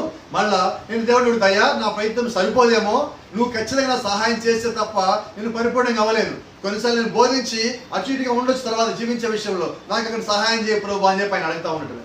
ఆయన అడిగినప్పుడు ఆయన కృపిస్తే నేను ఉండగలుగుతా, ఆయన కృప ఇవ్వకపోతే నేను ఎంత బాగా బోధించినప్పటికీ కూడా నేను దానిలో నిలబడలేకపోవచ్చు. అయితే అన్నిటికన్నా ప్రాముఖ్యమైనది నేను యథార్థత కలిగి ఉన్నానా లేదన్నది కావాలి. రెండోది, నువ్వు యథార్థత కలిగి ఉండాలంటే ప్రాముఖ్యమైనది ఇంకొకటి ఉన్నది. అదేంటంటే దేవుడి యొక్క శక్తి నువ్వు కలిగి ఉండాలి, దేవుడి యొక్క అభిషేకం నువ్వు కలిగి ఉండాలి. ఎంతగా నువ్వు మంచిగా ఉన్నప్పటికీ 10 మందిలో నువ్వు చక్కగా కనిపిస్తున్నప్పటికీ ఎవరికి కనబడని ఒక క్యారెక్టర్ నీ లోపల ఉంటుంది, ఎవరికి కనబడింది. ఇప్పుడు చూడండి, మనుషులు చూస్తారంటే నేను ఒకలాగా ఉంటా, మనుషులు నన్ను చూడట్లేదంటే నేను ఇంకొకలాగా ఉంటాను, నాకు కావాల్సినట్టు ఉంటాను. గమనించండి, ఎలా కనిపిస్తాను? నేను ఎలాగైతే ఉండాలనుకున్నానో నేను ఒక్కడినప్పుడు అలా ఉంటా. అయితే 10 మంది ఉన్నప్పుడు ఎలాగుంటా? 10 మందిని చూసి నేను బాగున్నాడు, మంచిగా ఉన్నాడు అనిపించే విధంగా నేను ఉంటా. అంటే దాని అర్థం ఏంటి? ఇప్పుడు నేను ఎక్కడ నటిస్తున్నాను? 10 మంది ముందు నటిస్తున్నానా, ఒకటిగా ఉన్నప్పుడు నటిస్తున్నానా? 10 మంది ముందు. ఎందుకని? 10 మందిని మంచిగా అనుకోవాలా, చెడ్డగా కూడా కుదరదుగా. కాబట్టి గమనించండి, నువ్వు దేవుడి దగ్గరికి వచ్చినప్పుడు ఎలా ఉండాలంటే, నువ్వు 10 మంది నీకు ముఖ్యం కానే కాదు, దేవుడు మాత్రమే నీకు ముఖ్యమై ఉన్నాడు. అప్పుడు అది ఎలా నీకు తెలుస్తుంది? దేవుడు యొక్క అభిషేకం నీ మీద ఉండి, ఆయన యొక్క శక్తి నీ మీద ఉండి, ఆయన యొక్క ప్రభావం నీ మీద ఉన్నప్పుడు అప్పుడు నువ్వు అంటావు, ఇదిగో నిజంగా దేవుడు నా పక్షాన ఉన్నాడు, కాబట్టి నేను దేవుడి పట్ల యథార్థత కలిగి ఉండాలని. ఇంకోటి చెప్పింది, నువ్వు యథార్థత కలిగి ఉన్నప్పుడు నీకున్న యథార్థత ఎలాంటిది అని చూపించాలంటే, ఒక శ్రమ నీ దగ్గరికి వచ్చినప్పుడు నువ్వు ఎలా ఉన్నావో బయటకు వస్తావు. ఒక ఒత్తిడి నీ మీదకి వచ్చినప్పుడు నువ్వు నిజంగా నువ్వు దేవుణ్ణి నమ్ముతున్నావా, మనుషుల మీద ఆధారపడుతున్నావా తెలిసిపోతుంది. Praise the Lord. దేవుని నామానికి మహిమ కలుగును గాక. ఒక చిన్న మాట చెప్పనండి. దావీదు సింహాన్ని చంపాడని మనం విన్నాం. దావీదు సింహాన్ని చంపినప్పుడు దావీదు మీద ఒక అభిషేకం ఉన్నది, దావీదుకి ఒక నమ్మకం ఉన్నది.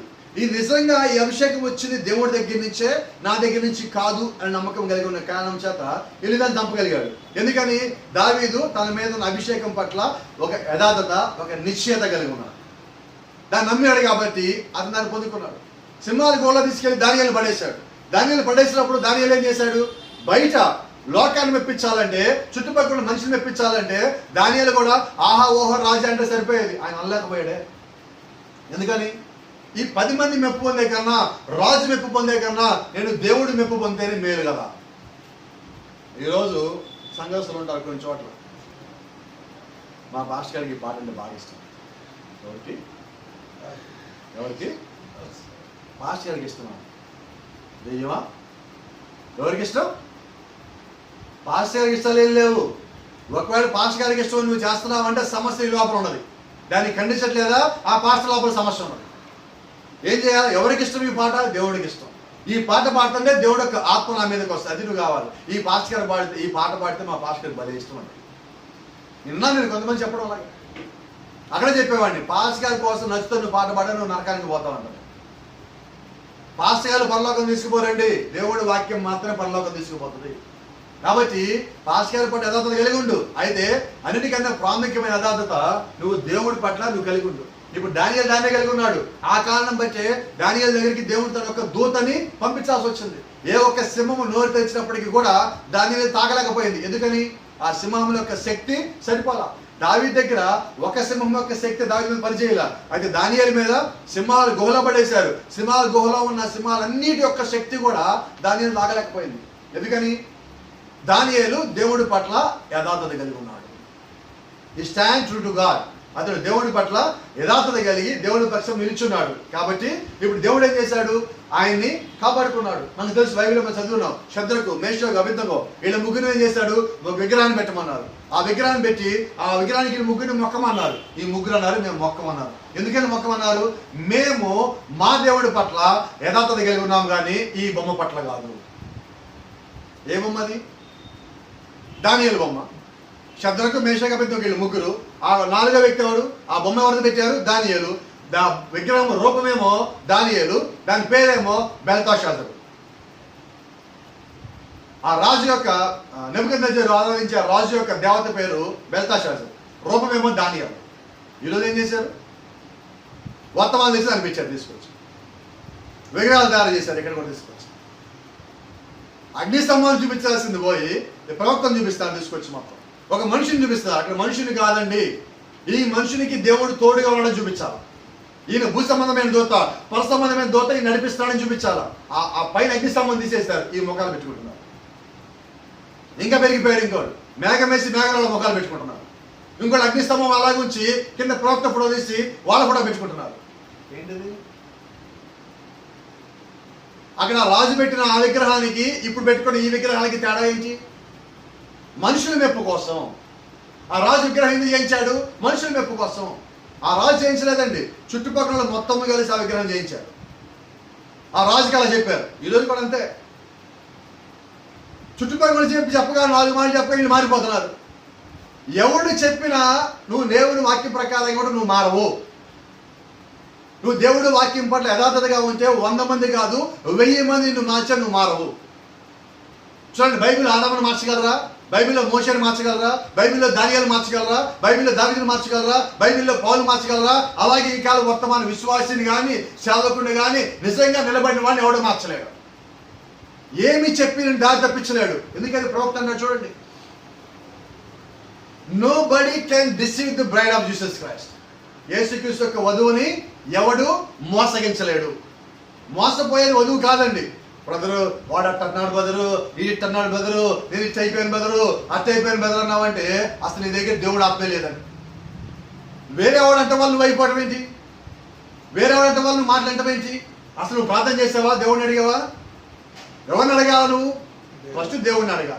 ప్రభా ఇది చెయ్యనా, ఇది చెయ్యొద్దా, అసలు ఇది విననా, ఇది వినొద్దా? ప్రవక్త ఒక మాట ఉంటాడు కదా, ఇదిగో నేను ఒకసారి మంచం మీద ఉన్నప్పుడు ఒక స్వరం వచ్చి చక్కగా మెల్లగా మాట్లాడుతుంది, నువ్వు చచ్చిపోతావు అని. చచ్చిపోవడమే. నీ దగ్గర యథార్థత లేదు, నువ్వు చచ్చిపోతావు. నీ దేవుడు ఎంత ప్రార్థన చేసి పట్టించుకోండి, ప్రార్థన చచ్చిపోతావు. ఈయన ఆ స్వరం వింటం మానేశాడు. ఆ స్వరం పెరిగిపోయి 1000 స్వరములుగా మారి నువ్వు చచ్చిపోతావు, దేవుడు వదిలేశాడు, నీ దగ్గర విశ్వాసం లేదు, నీ ప్రార్థన లేదు, నువ్వు ఎంత ప్రార్థన చేసి చచ్చిపోతావు చెప్తాను. ప్రవక్త అర్థమైంది, ఇది దెయ్యం పని. ఇంకేం చేశారంటే ప్రవక్త ఆ 1000 స్వరములు వింటం మానేశాడు. ఒక స్వరం కోసం కనిపించాడు. ఈ స్వరములన్నిటి వెనకాల ఒక స్వరం పడుతుంది, నేను వదిలిపెట్టలేదని. నేను నిన్ను వదిలిపెట్టలేదు, నీ చెయ్యి నేను విడువను, నిన్ను ఎడబాయను అని ఒక స్వరం వినబడుతుంది. నువ్వు ఏది కనిపెడతావు? ఈ 1000 స్వరాలు, ఈ స్వరాలు. సాతాను గాడు వచ్చి లక్ష చెప్తాడు, నువ్వు ఎవరు మాట వింటావు? దేవుడి మాట వింటావు? నీకు వాడు సాతానని తెలిసి కూడా నువ్వు సాతాను మాట విన్నావు అంటే నేనేమంటారు? నేను సాతాను బిడ్డ అనరా, నువ్వు సర్ప సంతానం అనరా, నువ్వు సాతాను పుత్రుడు అనరా, కైను సంతానం అనరా, నువ్వు కైను రక్త సంబంధం అనరా, కైను వంశవాడు నువ్వు ఉండవా? నువ్వు నిజంగా దేవుడు యొక్క విశ్వాసం అయినట్లయితే, నువ్వు దేవుడు ప్రేమ కలిగిన వాడివి అయితే నీకు ప్రతిదీ సమస్తము బయలుపరచబడుతుంది. ఏ ఒక్క బయలుపాటు లేకుండా ఎవరో నాకు చెప్పారు కదా అని చెప్పి దేవుడు ఒక వాక్యం ఎలా దోసేయగలుగుతాను? ఎలా ఎలాగైనా దాటిపోగలుగుతాను? చెప్తా ఉంటారు రాశి గారు, తర్వాత కలుస్తూ ఉంటారు, బెదరు మీ గురించి అలా అనుకున్నాం బెదరు, కాదు బెదరు, సారీ బెదరు. అసలు ఎవడనుకోమన్నాడు? నా గురించి అని కూడా నువ్వెవడు అంటాను. నేను ఎలాంటి వాడినో అసలు నా గురించి అనుకోవడానికి నీకు నాకు సంబంధం ఏంటి? కనెక్షన్ ఏంటి? అసలు ఏం లేదు. ఆయన ఏదో ఊర్లో ఉంటాను, నేనేదో ఊర్లో ఉంటాను, నా పరిచయం నాది, నీ పరిచయం నీది, నా గురించి ఎందుకు తప్పు అనుకోవాలి? నాకు వాడు చెప్పాడండి. వాడేవాడు అసలు నా గురించి చెప్పడానికి? వాడు చెప్పినప్పుడు నువ్వేమనాలి? అయ్యా నువ్వు నేను మాట్లాడకుండా నువ్వు ఆ వ్యక్తి గురించి ఎందుకు మాట్లాడుతున్నావు అన్నా. Doubt sir, that's the matter. అయితే ఈరోజు మనకేంటి? గాసిప్స్ కావాలి. ఎవడేమనుకుంటున్నాడు? ఆ న్యూస్ ఏంటి, ఈ న్యూస్ ఏంటి, అక్కడ ఎలా జరిగింది, ఇక్కడ ఎలా జరిగింది, ఇవన్నీ మనకి కావాలి. నువ్వు నిజంగా దేవుడి పనిలోకి వెళ్తుంటే అన్నీ నీ దగ్గరికి వస్తాయి. అయితే దాన్ని ఏం చేయాలా? ఏది నిజమైనదో నువ్వు చెక్ చేసుకొని కరెక్ట్గా ఉంటే దాన్ని దగ్గర పెట్టు, లేదా తీసి పడేసి. నేను ఒక సేవకుడితో మాట్లాడుతున్నాను, చాలా కాలం తర్వాత ఆయనతో మాట్లాడుతున్నాను, గత రాత్రి నేను మాట్లాడుతున్నాను. వేరే ఒక సేవకుడి గురించి మేము మాట్లాడుకున్నాం. మా మధ్యలో ఒక సంభాషణ వచ్చింది, నాకు ఆయన జరిగిన ఒక ఇన్సిడెంట్ వచ్చింది. మాట్లాడుకుంటుంటే ఆయన ఇలాగా ఒక తప్పులో పడ్డాడు, ఒక శ్రమలో పడ్డాడు, ఒక స్ట్రగల్లో పడ్డాడు, టాపిక్ వచ్చింది. వచ్చినప్పుడు ఒక మాట్లాడినాం, అయ్యా ఆల్రెడీ ఆయన తప్పులో పడిపోయి ఉన్నాడు, ఇక మళ్ళీ మన దాని గురించి మాట్లాడుకుని పెద్దలు చేయడం దేనికి? ఆల్రెడీ ఆయన గుంటలో ఉన్నాడు, వీలైతే తీద్దాం, మనం తీసే స్థితి కాదు. మన దేశం కదా, వేరే దేశంలో ఉన్నాడు, తప్పులో పడ్డాయన, ఏం చేయలేం కదా, వదిలేసి వీలైతే ప్రార్థన చేద్దాం. ఆయన అన్నాడు, అవును బ్రదర్ ప్రార్థన చేద్దాం, మనం ప్రార్థన చేద్దాం, ఇద్దరు ప్రార్థన చేద్దాం అనుకుని ముగించాం. మాది ఎలా ఉంది టాపిక్? వస్తాయి టాపిక్లు. అయితే ఏం చేయాలా? సరే విషయం తెలిసిపోయింది, తప్పులో పడ్డాడని తెలిసింది, ఇప్పుడు ఏం చేయాలా? ఒక సేవకుడుగా తప్పులో పడ్డాడు కాబట్టి మనం ప్రార్థన చేద్దాం. దేవుడి చిత్తం అయితే పైకి లేస్తాడు, లేదంటే అలాగే ఉంటాడు. దేవుడి మాట వింటే పైకి వస్తాడు, దేవుడి మాట రాకపోతే అదే గుంటలో ఉంటాడు, ఆయన యొక్క జీవితాన్ని అక్కడే గలుపుతాడు. హల్లెలూయా. ఇప్పుడైతే ఈ ముగ్గురు పిల్లల గురించి మనం మాట్లాడుకుందాం. ఈ ముగ్గురు పిల్లలు మంటల్లో పడేశారు. మంటల్లో పడేసినప్పుడు ఇప్పుడు వాళ్ళని ఏ వ్యక్తి కాపాడాడు? ప్రభువైన యేసుక్రీస్తు వచ్చి కాపాడాడు. కాబట్టి ఈ రోజు శ్రమంలో నిన్ను ప్రజలు దోస్తారు, ఒత్తిడిలో నిన్ను దోస్తారు. అక్కడ చూడండి, ఆ విగ్రహానికి మొక్కలేదు అని చెప్పి వాళ్ళని దోశారు. ఈ రోజు కూడా ఆ పెద్ద పాస్టర్ గారిని ఒప్పుకోలేదు అని చెప్పి మమ్మల్ని కూడా కొంతమంది మంటల్లో దోస్తూ ఉంటారు. ఎందుకని? ఆ పెద్దోడు వెనకాల మేము చేయగొడుతున్నాము, ఆ పెద్దోడి గ్రేటు, ఆ పెద్దోడు అది, వాడు అన్ని చోట్ల చేస్తాడు, ఎన్ని చోట్ల చేస్తాడు పరిచర్య, నువ్వు కూడా రావాల్సిందే, ఆయన నచ్చంటోడు, ఇది ఇచ్చంటోడు అని చెప్తున్నాడు. అయితే నేను అంటాను, ఆయనకన్నా పెద్దోడు నా దగ్గర ఉన్నాడు. ఆయన పేరు ప్రభు అయిన యేసు క్రీస్తు. నేను ఆయన నమ్ముకుంటా. ఆయన వెనకాలండి, ఆయన వెనకాల పెద్ద పెద్ద గుంపులు ఉండవండి, తక్కువ గుంపే ఉంటుంది. లోక సంబంధమైన మనిషి వెనకాల గుంపులు పెద్దగా పెరుగుతూ ఉంటాయి. నువ్వు గుంపును చూసి వెళ్ళావా, నువ్వు మోసపోతావు. పెద్ద పెద్ద ఫ్లెక్స్లు పెట్టారా, దాని వెనకాల పోయా నువ్వు మోసపోతావు. కాబట్టి నువ్వు దేని వెనకాల పోవాలా? యథార్థమైన దేవుడి వాక్యం వెనకాల నువ్వు పోవాలా. ఇప్పుడు దేవుడు ఎక్కడ ఉన్నాడంటే ఖచ్చితంగా ప్రవర్తనాడు సామాన్యతలో ఉన్నాడు. ఎంత సామాన్యతలో ఉన్నాడో దేవుడు, అంత సామాన్యంగా నువ్వు కూడా ఉండవలసి ఉంది. ఈరోజు ఒక మాట చెప్తా, సుమారుగా నేను 1170 వర్తమానాలు చదివా ప్రవక్తవి, సుమారుగా. అది దేవుడు నాకు ఇచ్చిన గొప్ప ధన్యత నేను భావిస్తాను, అంతేగాని గర్వంగా భావించను.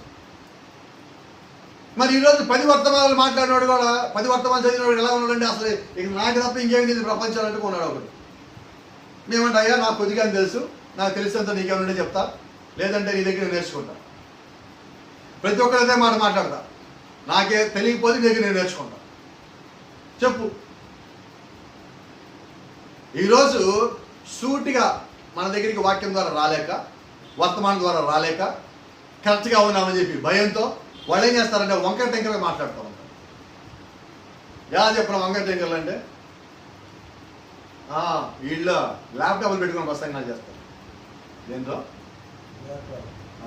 ఏ ల్యాప్టాప్ పెడితే ఏమైనా నీకు వచ్చే సమస్య ఏంటి? బైబిల్ లేదుగా, బైబిల్ ల్యాప్టాప్లో లేదా? ఆ మాత్రం బుద్ధి కూడా లేదా నీకు?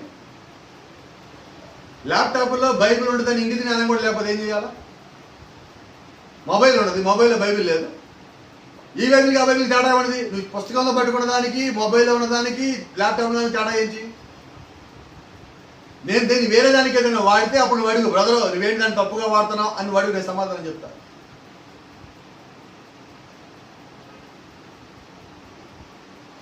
ఎలా ఉన్నదంటే బయట మొత్తము ఏదో రకంగా పాలుగా మీద చల్లాల, జల్లేస్తే ఒక పని అయిపోదు.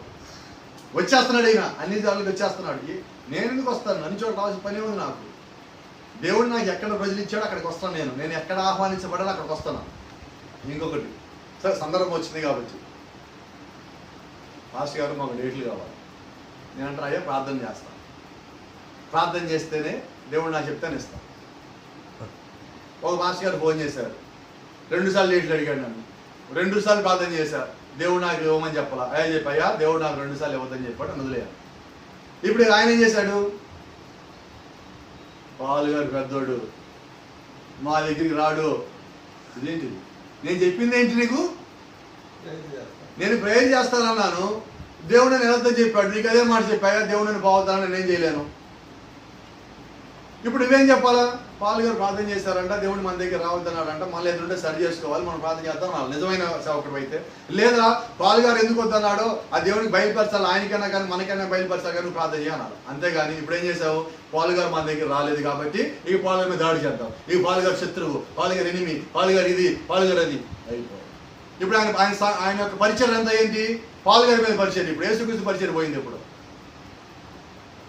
ఈరోజు అంటే సబ్జెక్టు లేకపోతే మొత్తానికి ఇదే పాలుగారు వాళ్ళకి సబ్జెక్ట్ లేదా నాది వారు ఏం చేయాలంటే పాలుగారు ఒక వీడియో పెట్టుకోవాలి, అయిపోయింది. పాలుగారు టచ్ చేసుకుంటారు, పాలుగారు టై కట్టుకుంటారు, పాలుగారు ఇంగ్లీష్ ముక్కలు మాట్లాడతారు, అందుకని పాలుగారి దగ్గరికి పోతున్నారు. అయ్యా ఎందుకు పోయారు పాలుగారి దగ్గరికి? ఒక సీనియర్ సేవకుడు ఒక మాట అంటున్నారండి, ఆయన దగ్గర ఉన్న 15 సంవత్సరాల విశ్వాసాలు వచ్చారండి ఇక్కడికి. అందుకని అంటున్నాడు ఆ పాలుగారు టచ్ చేసుకోవడాన్ని, టై కట్టుకున్నాడని, 4 ఇంగ్లీష్ ముక్కలు మాట్లాడని వీళ్ళు అక్కడికి వెళ్ళిపోయారంట.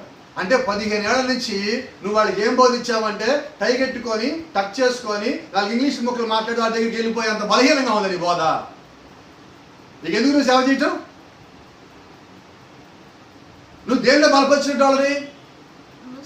బలహీనతలో బలపరిచినట్టు వాళ్ళని. నువ్వు అలా ఉంటే నేను అంటాను, ఒక విశ్వాసి సంఘంగా వదిలిపెట్టిపోతే కారణం ఏంటో ఫస్ట్ తెలుసుకో. ఒకవేళ నా దగ్గర నుంచి వెళ్ళారు, నేనే అత్యుత్తుని కాదు, యేసుక్రీస్తు దగ్గర నుంచి కూడా వెళ్ళారు, ప్రతి సంఘం నుంచి వెళ్తున్నారు, దూకుతున్నారు. అయితే నేనంట వెళ్ళే ప్రతి చోట నిజంగా ఏం జరిగిందో తెలుసుకోండి. ఒక విశ్వాసి దగ్గరికి వచ్చారంటే అక్కడి నుంచి అన్నా కానీ అమ్మా ఏం జరిగినది, అయ్యా ఏం జరిగినది, ఎందుకని చెప్పాలా? నేను దేవుడి పట్ల యథార్థంగా ఉండాలనుకుంటున్నా కాబట్టి ఏం జరిగిందో ఉండదు ఉన్నట్టుగా చెప్పు. చిన్న చిన్న గొడవ వెళ్ళిపోయానకి వెళ్ళిపోవాలా, సరి చేసుకోవాలా, ఏదైనా నువ్వు అక్కడే ఉండాలా, ఇది చెప్పాలా. అంతేగాని ఎలాగున్నా కమాన్ వచ్చేసేయి అని కానీ సంఘాల నుంచి కానీ నేను ఈ సంఘానికి వచ్చానా, తీసుకొచ్చానా, అసలు ఈ సంఘంలో విశ్వాసం ఎవడో తెలుసా? మా సంఘంలో విశ్వాసం తీసుకెళ్ళారంటాడు ఒకడు. అసలు నీ సంఘం ఏది, నువ్వు పాస్టర్ నాకు తెలియదు. ఈరోజు కూడా ఎలా తెలియదు తెలుసా? ఈరోజు వాక్య క్రమము దాటిపోయి మాట్లాడే స్థితికి వచ్చేసారు. కాపుర్లు అని చెప్పుకుంటాను, విశ్వాసం అని చెప్పుకుంటానే దేవుడిని పక్కన పెట్టి పాస్టర్ గురించి మాట్లాడడానికి వచ్చాం. వీటన్నిటి మధ్యలో ఒక మాట చెప్పండి, నువ్వు యథార్థత కానీ కలిగి ఉంటే నీ మీద నిజంగా నింద కానీ పడితే నింద వెళ్ళిపోవడం. నువ్వు యథార్థత కలిగి లేనప్పుడు ఆ నింద నిజమై కూర్చుంటావు. కాబట్టి ఈరోజు నేను నమ్మేదల్లా ఒకటే, నేను ప్రతి విషయంలో యథార్థత కలిగి వాక్యానుసారంగా ఉండటం కోసం ప్రయత్నం చేస్తున్నా. నిందలు వస్తుంటాయి, రానియండి, ఏం పర్వాలా. నేను ఎలాగున్నానో నాకు తెలుసు, నేను ఎలాగున్నానో నా కుటుంబానికి తెలుసు, నేను ఎలాగున్నానో నా సంఘస్థులకు తెలుసు, నేను ఎలాగున్నానో నాతో పాటు నిజంగా ఇప్పుడున్న స్నేహితులకు తెలుసు. ఇప్పుడున్న స్నేహితులకి వచ్చి వెళ్ళిపోతూ ఉంటారు స్నేహితులు, కొంతమంది విజిటర్స్. నేను ఎప్పుడో ఒక మాట అంట, పాల్ గారు అనేవాడు చైనా ప్రోడక్ట్ కాదంట. I'm not a China product to use and throw. ఒక చైనా ప్రోడక్ట్ కాదండి పాల్ గారిని వాడుకోవడానికి, పడేయడానికి. ఒక దేవుడి సేవకుడిని నీ అవసరం కోసం వాడుకొని నువ్వు పక్కన పెట్టావంటే నీకన్నా దరిద్రుడు ఇంకెవడ లేడంట, నీకన్నా నీచుడు ఇంకెవడ లేడంట. ఎందుకైనా కారణము, ఎందుకు ఇంత మాట్లాడుతున్నానంటే, నువ్వు ఎవరిని వాడుకుంటున్నావు నీ అవసరం కోసం? దేవుడు యొక్క సేవకుడిని. ఆ దేవుడు యొక్క సేవకుడు నిజంగా ఉంటాడని తెలుసు, యథార్థంగా ఉంటాడని తెలుసు, తెలిసి నీ అవసరానికి వాడుకొని నువ్వు పక్కన పెట్టావంటే ఏంటి? మళ్ళీ అవసరం వస్తే మళ్ళీ బాలుగారు కావాలా? బాలుగారు అసలు నీ అంతా లేడండి, నువ్వు లేకపోతే ఎలాగా, నువ్వు బట్టే మా సంఘం అంతా ఇలా పడుతుంది ఈరోజు అని మళ్ళీ అక్కడ 4 ముచ్చట్లు 4 కబుర్లు. అయితే ఇక్కడ నాకు కూడా బలహీనత ఉండదు. వాళ్ళు ఎంత నికృష్టులైనా, ఎన్నిసార్లు మోసాలు చేసినా మళ్ళా పిలిచి వాళ్ళు నేను పోతారు. రాత్రి కూడా అదే మాట్లాడుకున్నాం వేరొక సేవ. నాకున్న బలహీనతల్లా ఏంటంటే, వాడు ఎటువంటి వాడని తెలిసినా కూడా అయినా కానీ పిలిస్తే మళ్ళీ ఏమో లేదు, దేవుడు అవకాశం ఇచ్చాడో, వాడు బాగుపడతాడేమో, వాడు మాట వింటాడేమో అని చెప్పి మళ్ళీ వాళ్ళు దేనికి పోయటం, మళ్ళీ వాళ్ళు చెప్పడము, వాళ్ళ బలహీనతలు ఉంటే సంఘాలు ఏమంటే బలహీనతలు తీర్చడం. సరే, మనం గొప్పవాళ్ళం కాదు, ప్రవర్తన కాదు, ప్రతి చోటకి వెళ్ళిపోయి మొత్తం తీర్చేయడానికి. దేవుడు నాకు ఇచ్చినంతలో, దేవుడు నాకు అప్పగించినంతలో, దేవుడు నాకు ఇచ్చిన స్నేహితుల్లో ఎవరైతే నేను ఆ పని చేయగలను వాళ్ళ దగ్గర ఆ తలం దేవుడు నాకు ఇచ్చాడో అక్కడికి వెళ్ళి నా పనిని నేను యథార్థంగా చేసి వచ్చాను. ఇదిగో మా సంఘానికి వచ్చి పాల్గొనట్టు చెడగొట్టారు అని ఎవరైనా ఒకరిని చెప్పమానండి. నా ఫోన్ నెంబర్ ఇస్తాను, నేను వచ్చి మాట్లాడమానండి. మా సంఘానికి వచ్చి ఇదిగో ఇలా తప్పుడు బోధించాడు, మా సంఘానికి వచ్చి ఇది చెడగొచ్చాడు, మా సంఘానికి వచ్చి ఈ విశ్వాసం తీసుకెళ్ళిపోయాడు, మా దగ్గర నుంచి ఈ బోధ చెప్పి మా దగ్గర నుంచి విశ్వాసం లాక్కొని పోయాడు, ఒక మాట చెప్పమానండి. Open challenge. ఎందుకని చేయలేవు? ఏ సంఘ విశ్వాసులు ఆ సంఘంలో ఉండమని బోధించే ఏకైక పాస్టర్గా నేను ఇప్పుడు ఆంధ్ర తెలంగాణలో 200 మందికి పైగా సేవకులు ఇప్పుడు ఈ వీడియో పోతున్నది. వాళ్ళందరినీ చూసి చెప్తున్నమాట, పాస్టర్ గారు ఈ వీడియో మా సంఘాల్లో ఇస్తున్నాం మేము మీ మీద నమ్మకంతో. మీ మీద కాదు, దేవుడు మిమ్మల్ని వాడుకుంటున్న విధానం బట్టి మా సంఘాలు బలపడతాయి అని నాకు ఆ నమ్మకమైన సాక్ష్యం వాళ్ళు ఇచ్చిన దాన్ని బట్టి ఈరోజు ఈ మాట చెప్పగలను నేను. ఈ తప్పుడు మాట్లాడిన పక్కన నిందలు వస్తాయి, రానియండి. అయితే నేను యథార్థతగా ఉన్నంత కాలం నింద రావాలా, నింద పోవాలా? మనసు మార్చుకునే ప్రశ్నే లేదు, వాక్యం నుంచి వెనక్కి తిరిగే ప్రశ్నే లేదు. ఒకవేళ దేవుడు తప్పిస్తే తప్ప, దేవుడు అనుమతిస్తే తప్ప. Praise the Lord. దేవుడి నామానికి మహిమ కలుగును గాక. అయితే అన్నింటిలో ఒక మాట అని చెప్పనండి, నీ సమస్య ఎంత ఉన్నా, నువ్వు పెద్ద పాస్కాల కింద సాగిలపడకపోయినా, నిన్ను వ్యతిరేకించినా, నేను నిప్పుల్లో, నిందల్లో, సమస్యల్లో, శోధల్లో అన్నీ తోసేసినా నువ్వు దేవుడి కొరకు నిలబడు, వాక్యం కొరకు నిలబడు. దేవుడి పట్ల యథార్థత కలిగి నువ్వు నిలబడినప్పుడు నీ మీద నిందలు రావాలా? సహజమే. అయితే let me tell you one thing, it has no power. ఆ సమస్యకి శక్తి లేదు, నీకు వచ్చిన ఇబ్బందికి శక్తి లేదు, నీ మీద వేసే నిందకి శక్తి లేదు. ఎందుకని? నువ్వు దేవుడు యొక్క ముందు ఆలోచనలో కానీ ఉన్నట్లయితే, యథార్థత కలిగిగా నువ్వు నిలబడినట్లయితే అది నీ మీద పని చేయలేదు. It has no power. Praise the lord. Let me tell you, it has no right on you. అదే సమయంలో దానికి నీ మీద హక్కు కూడా లేదు, అధికారం లేదు, హక్కు లేదు, శక్తి లేదు. దానికి నీ మీద ఏమి చేయడానికి కావాల్సిన ఆ ముడి పదార్థం అనేది మెటీరియల్ లేదు. హల్లెలూయా. ఎందుకని? నీ మీదకి అవన్నీ రావడానికి, నీ దగ్గర రావాలంటే, నిన్ను పడేయాలంటే దేవుడు అనుమతి ఇవ్వాలి. అయితే జగత్తుకి పునాది ఇవ్వడానికన్నా ముందుగా ఎవరైతే దేవుళ్ళో ఉన్నారో వాళ్ళ దగ్గరికి వస్తాయి. అయితే అవి వారి మీద పరిచయకుండా చూసేది ఎవరు? నువ్వు కాదు, నీలో ఉన్న శక్తి కాదు, నీలో ఉన్న ప్రభావం కాదు. ఎవరు చేయాలా పని? ప్రభువైన యేసు క్రీస్తు చేయాలా. So that you need to be stand true to God. కాబట్టి నువ్వు చేయాల్సిందల్లా ఏంటి? You have to do only one thing. You need to surrender your heart to God and at the same time you need to stand true to God. నువ్వు చేయాల్సిందల్లా ఏంటంటే దేవుడి పట్ల యథార్థత కలిగి ఉండటము, దేవుడి పట్ల నువ్వు నమ్మకంగా కలిగి ఉండటము, నీ యొక్క హృదయాన్ని దేవుడికి నువ్వు సమర్పించుకోవటం. నువ్వు ఎప్పుడైతే సమర్పణ కలిగిన హృదయం కలిగి ఉన్నావో, అంటే పరిపూర్ణమైన సమర్పణ అండి, not half surrendered heart. You need to surrender your heart whole heart you need to surrender to God. నువ్వు సగం హృదయము దేవుడికి ఇవ్వటం కాదండి, నువ్వు పరిపూర్ణంగా నీ హృదయాన్ని నువ్వు దేవుడికి ఇవ్వవలసి ఉన్నది. నువ్వు ఎక్కడైతే పరిపూర్ణంగా దేవుడికి హృదయాన్ని ఇచ్చినావో అక్కడ నిన్ను కాపాడే బాధ్యత దేవుడిది, నీ మీదకి వచ్చే శోధనని తీసేసే బాధ్యత దేవుడిది, నిన్ను రక్షణలోకి తీసుకొచ్చే బాధ్యత దేవుడిది, నీకు ఆశీర్వాదం ఇచ్చే బాధ్యత దేవుడిది, నిన్ను ఎత్తబాటులోకి తీసుకెళ్లే ఆ యొక్క బాధ్యత దేవుడు ఎరుగుతాడు. Praise the Lord. దేవుని నామానికి మహిమ కలుగును గాక. గ్లోరీ. హల్లెలూయా. పౌలు గారు మాట జ్ఞాపకం చేసుకున్నాం. ఓ మరణమా నీ విజయం ఎక్కడ, ఓ మరణమా నీ ముళ్ళు ఎక్కడ. హల్లెలూయా. ఆమేన్. ఎందుకని ఈ మాట చెప్తున్నానంటే, జగత్తుకి పునాది వేయబడటానికన్నా ముందుగా దేవుళ్ళు ఎవరైతే ఉన్నారో, లేకపోతే మనం మాట్లాడుకున్నట్టుగా ఏర్పరచబడిన వారు ఎవరైతే ఉన్నారో వారి మీద మరణం యొక్క ప్రభావం పనిచేయదు, వారి మీద సమాధి యొక్క ప్రభావం పనిచేయదు. Death has no right. మరణానికి నీ మీద హక్కు లేదు. Death could not hold Jesus Christ. ఆ ప్రభు అయిన యేసు క్రీస్తుని మరణము పట్టి బంధించి ఉంచలేకపోయింది. Grave could not hold the body of Jesus Christ. ఆ సమాధి ఏదైతే ఉన్నదో ఆ సమాధి యేసుక్రీస్తు శరీరాన్ని పట్టి బంధించి ఉంచలేకపోయింది.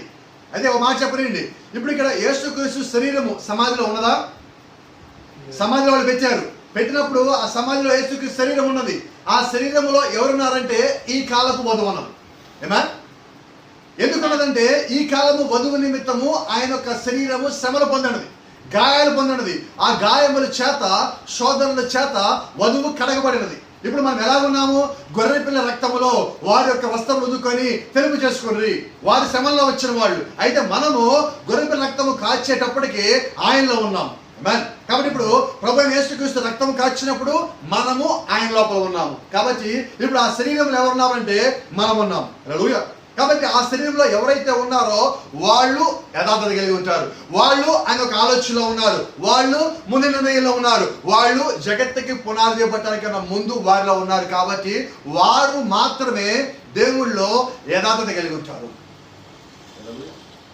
ఇప్పుడు అక్కడ దగ్గరికి వెళ్ళి నువ్వు యథార్థత కలిగి లేవు, నువ్వు యథార్థత కలిగి లేవు, నువ్వు యథార్థత కలిగి లేవు అని 100 సార్లు అడుగున్నాడు. ఏంటి కారణం? అక్కడ లేడు. అక్కడ లేనాడు ఇక్కడ ఎన్నిసార్లు చెప్పి ఉపయోగం ఉంటుంది. కాబట్టి అలాగే ఈరోజు వర్తమాన పుస్తకం పెట్టుకోవచ్చు, చక్కగా నీట్గా డ్రెస్సులు వేసుకోవచ్చు, చాలా చక్కగా నీట్గా షేవింగ్ చేసుకోవచ్చు, మీసాలు కూడా గీక్కొని తిరగచ్చు. అయితే ఏంటి ఇక్కడ సమస్య? యథార్థత నువ్వు కలిగి ఉన్నావా? యథార్థత కలిగి లేవంటే అర్థమైంది నువ్వు అక్కడ లేవని. నువ్వు అక్కడ లేకుండా ఇక్కడ నువ్వు ఎన్ని వేషాలు వేసినా ఉపయోగం లేదంటున్నావు. ఇవన్నీ దేవుడి దృష్టిలో వేషధారితనమే. దేవుడి దృష్టిలో యథార్థత కలిగి లేనప్పుడు నువ్వు ఏది కలిగి లేవు. నువ్వు యథార్థత కలిగి ఉన్నావంటే ఇవన్నీ కలిగి ఉంటావు. యథార్థత ఉన్నవాడికి ప్రేమ ఉంటుంది, యథార్థత ఉన్నవాడికి విశ్వాసం ఉంటుంది, యథార్థత ఉన్నవాడికి దేవుడి మీద నమ్మకం ఉంటుంది, యథార్థత ఉన్నవాడికి దేవుడి మీద పరిపూర్ణమైన విశ్వాసం ఉంటుంది. ఇవన్నీ యథార్థత నుంచి ప్రారంభించబడ్డాయి. అంటే దేవుడి యొక్క వాక్యం పట్ల నువ్వు సత్యముగా నిజాయితీగా నువ్వు వెంబడించడం ప్రారంభించినప్పుడు నీకు తెలియకుండా ఇవన్నీ కూడా నీకు అలా వస్తుంటాయి. గమనించండి, ఒక విత్తనముని మట్టిలో నాటాం మనం, దానికి నీళ్లు పోస్తున్నాం. నువ్వు చేస్తున్న నీళ్లు పోయితే మాత్రమే, కేవలం నీళ్ళే. ఈ నీళ్లు పోస్తా ఉన్నప్పుడు ఆ చెట్టు ఎదుగుతున్నది, ఆ విత్తనం పగిలినది, మొక్క పైకి వచ్చింది, ఆకులు వచ్చినాయి, పెరిగి పెద్ద అయింది, కొమ్మలు వచ్చినాయి, కొమ్మల నుంచి చివరిలో పూత వచ్చింది, ఆ పూత పువ్వుగా మారింది, ఆ పువ్వు నుంచి కాయ బయటకు వచ్చింది, మళ్ళీ ఆ కాయలో విత్తనం ఉన్నది. ఇవన్నీ ఎక్కడి నుంచి వచ్చినాయి? నీళ్ళు అక్కడే పోస్తున్నాం, ఇక్కడ ఏం బయటలా.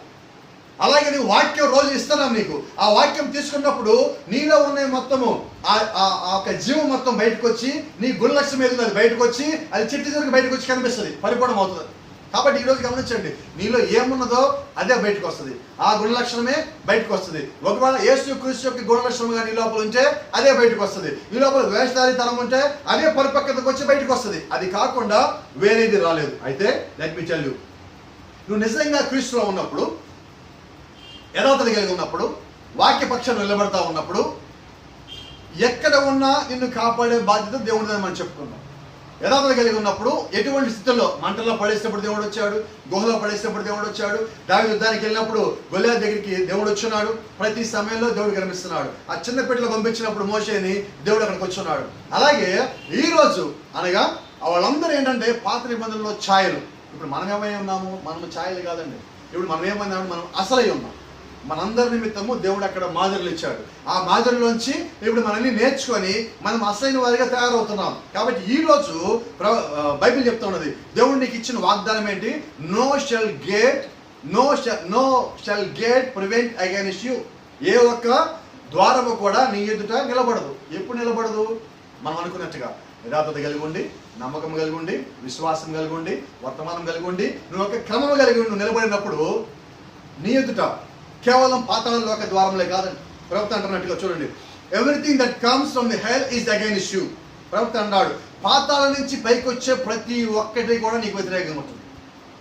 ఎక్కడి నుంచి వచ్చేది? ఎక్కడి నుంచి వచ్చేది?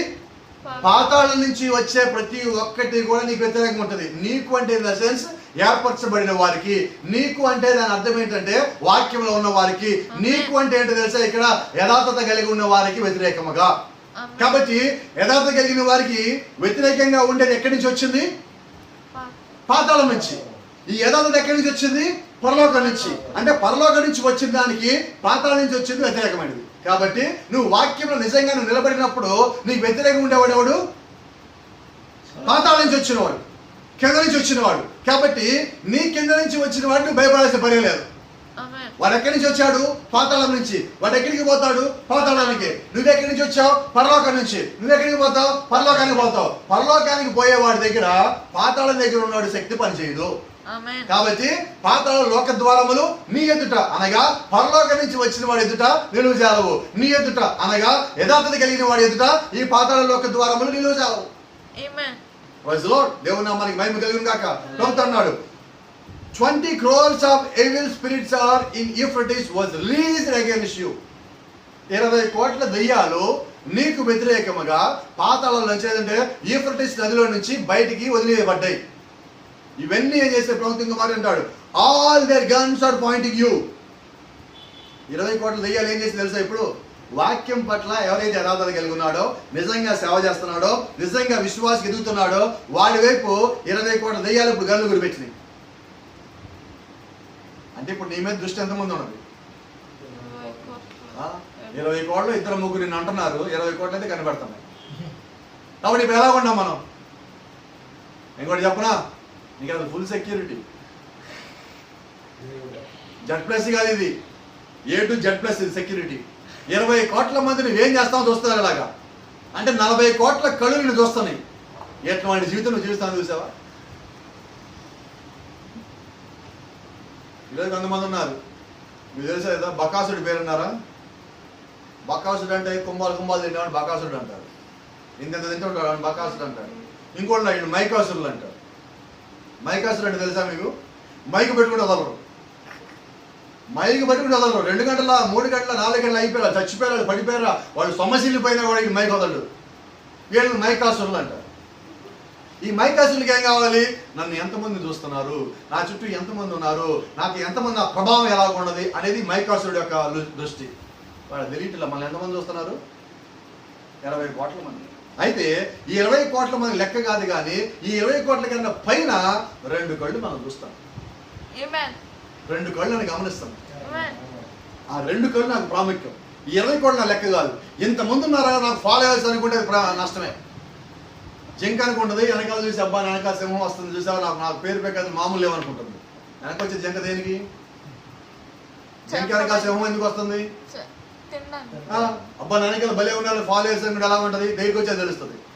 అలాగే ఈరోజు నా వెనకాల పెద్ద పెద్ద వాళ్ళు అనుకోవద్దు, నీ వెనకాల వచ్చే సింహం, నువ్వేమో జింక పిల్లగా ఉన్నావు వాడి ముందు. నీ జాతి సింహం జాతి, సింహం వల్ల ప్రవర్తించు. హల్లెలూయా, దేవుని నామానికి మహిమ కలుగును గాక. కాబట్టి గమనించండి, ప్రవక్త అంటున్నాడు, all their guns are pointing you. వారి యొక్క తుపాకులు మొత్తము నీవైపు గురిపెట్టబడ్డాయి, నీవైపు పాయింట్ చేయబడ్డాయి. అయితే ప్రవక్త అన్నాడు, టెల్ హిమ్ దట్, వాటి మాట చెప్పండి, no weapon will not prosper against you. Glory. No weapon will not prosper against you. నీకు వ్యతిరేకంగా రూపించిన ఏ ఆయుధము కూడా వర్ధిల్లదు. నీ మీద వేసిన ఏ నింద కూడా వర్ధిల్లదు. నీ ఎదుట ఏ ద్వారము కూడా నిలవసాలదు. ఎందుకని? నువ్వు మనుషుల ఎదుట కాకుండా దేవుడి ఎదుట యథార్థంగా ఉన్న కారణం చేత. అయితే ఇదే సమయంలో మీకు వచ్చి బలపరిచే మాట ఒక మాట అని చెప్పనండి. Praise the lord. Let me tell you, నీ చూడటానికి నీ చుట్టుపక్కల పరిస్థితులు మొత్తం బాగా చీకటిగా ఉండొచ్చు, అది అసాధ్యమని నీకు అనిపించవచ్చు.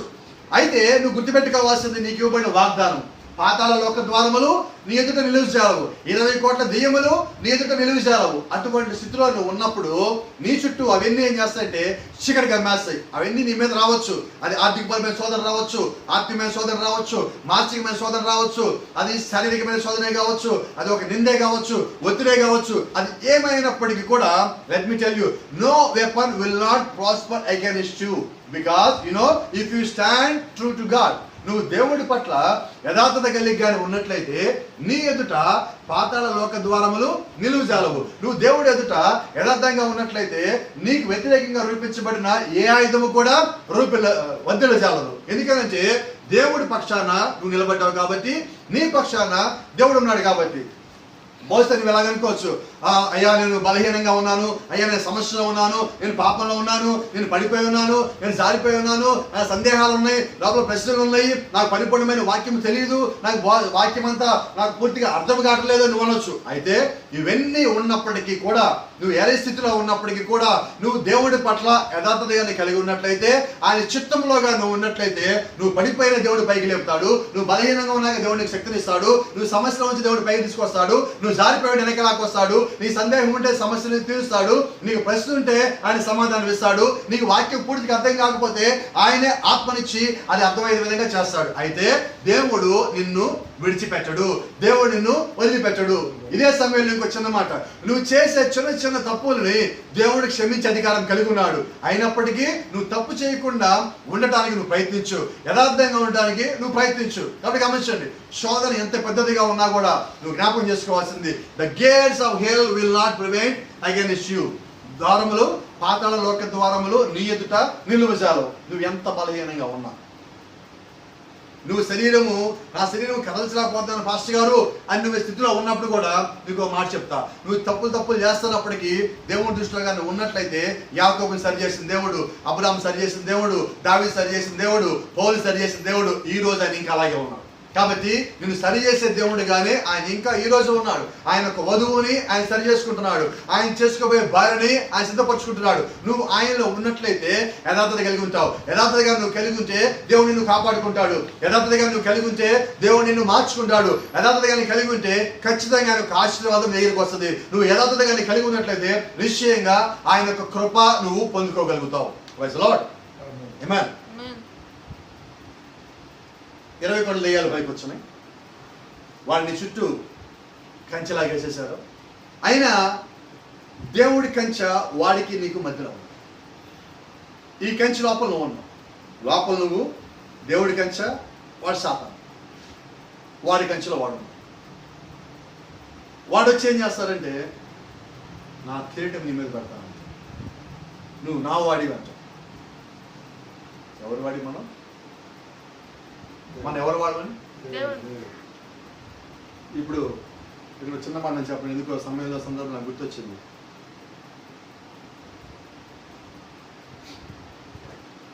ఈరోజు చాలా మంది యూదుల జెండా పెట్టుకుని తిరుగుతున్నారు. యూదుల జెండా ఇక్కడ బ్యాడ్జీలు పెట్టుకుంటున్నారు, బలిపీడాలు పెట్టుకుంటున్నారు, వెనకాల ఫ్లాగులు పెట్టుకుంటున్నారు. యూదుల జెండా. యూదులు ఎవరండి? Servants of God, servants of braid. దేవుడికి వాళ్ళు పనోళ్ళు, అలాగే వధువుకి పనోళ్ళు. దేవుడు నిన్ను వధువుగా పిలిస్తే నువ్వేమన్నావంటే, అయ్యా వధువుగా నాకు వద్దు, నేను పనోళ్ళ ఉంటానంటున్నావు. ఇదేం కారణం? ఇది అర్థం కాని తనం అంటున్నాయి. ఇప్పుడు ఎవడో వచ్చి ఆ జెండా నీ మీద పెట్టాడు, నీ నెత్తి మీద. అంబడి అబ్బా బలే పెట్టారు మాస్గా, నా మీద జెండా పెట్టాను పెట్టేసుకున్నాం. ఇప్పుడు ఏమైంది? లూసిఫర్ వచ్చి వాడు నీకు పరిసర అవకాశం ఇస్తాడు. ఈ జెండా పెట్టనా, యూదుల జెండా పెట్టనా, కులం జెండా పెట్టనా, మతం జెండా పెట్టనా, వాడికి కావాల్సిన మంది ఇచ్చి మీద పెడుతుంటాడు. నేను ఎలాగ తప్పించాలో వాడికి తెలుసు, నీ బలహీనత వాడికి తెలుసు, నువ్వు పేరు పెక్కాది పడిపోతావు వాడికి తెలుసు, నువ్వు డబ్బుకు పడిపోతావు వాడికి తెలుసు, నువ్వు ఇంకొక విషయంలో పడిపోతావని తెలుసు. ప్రతి విషయంలో పడిపోతావని తెలిసినప్పుడు వాడు అవే దగ్గర పంపిస్తా ఉంటాడు ప్రతిసారి.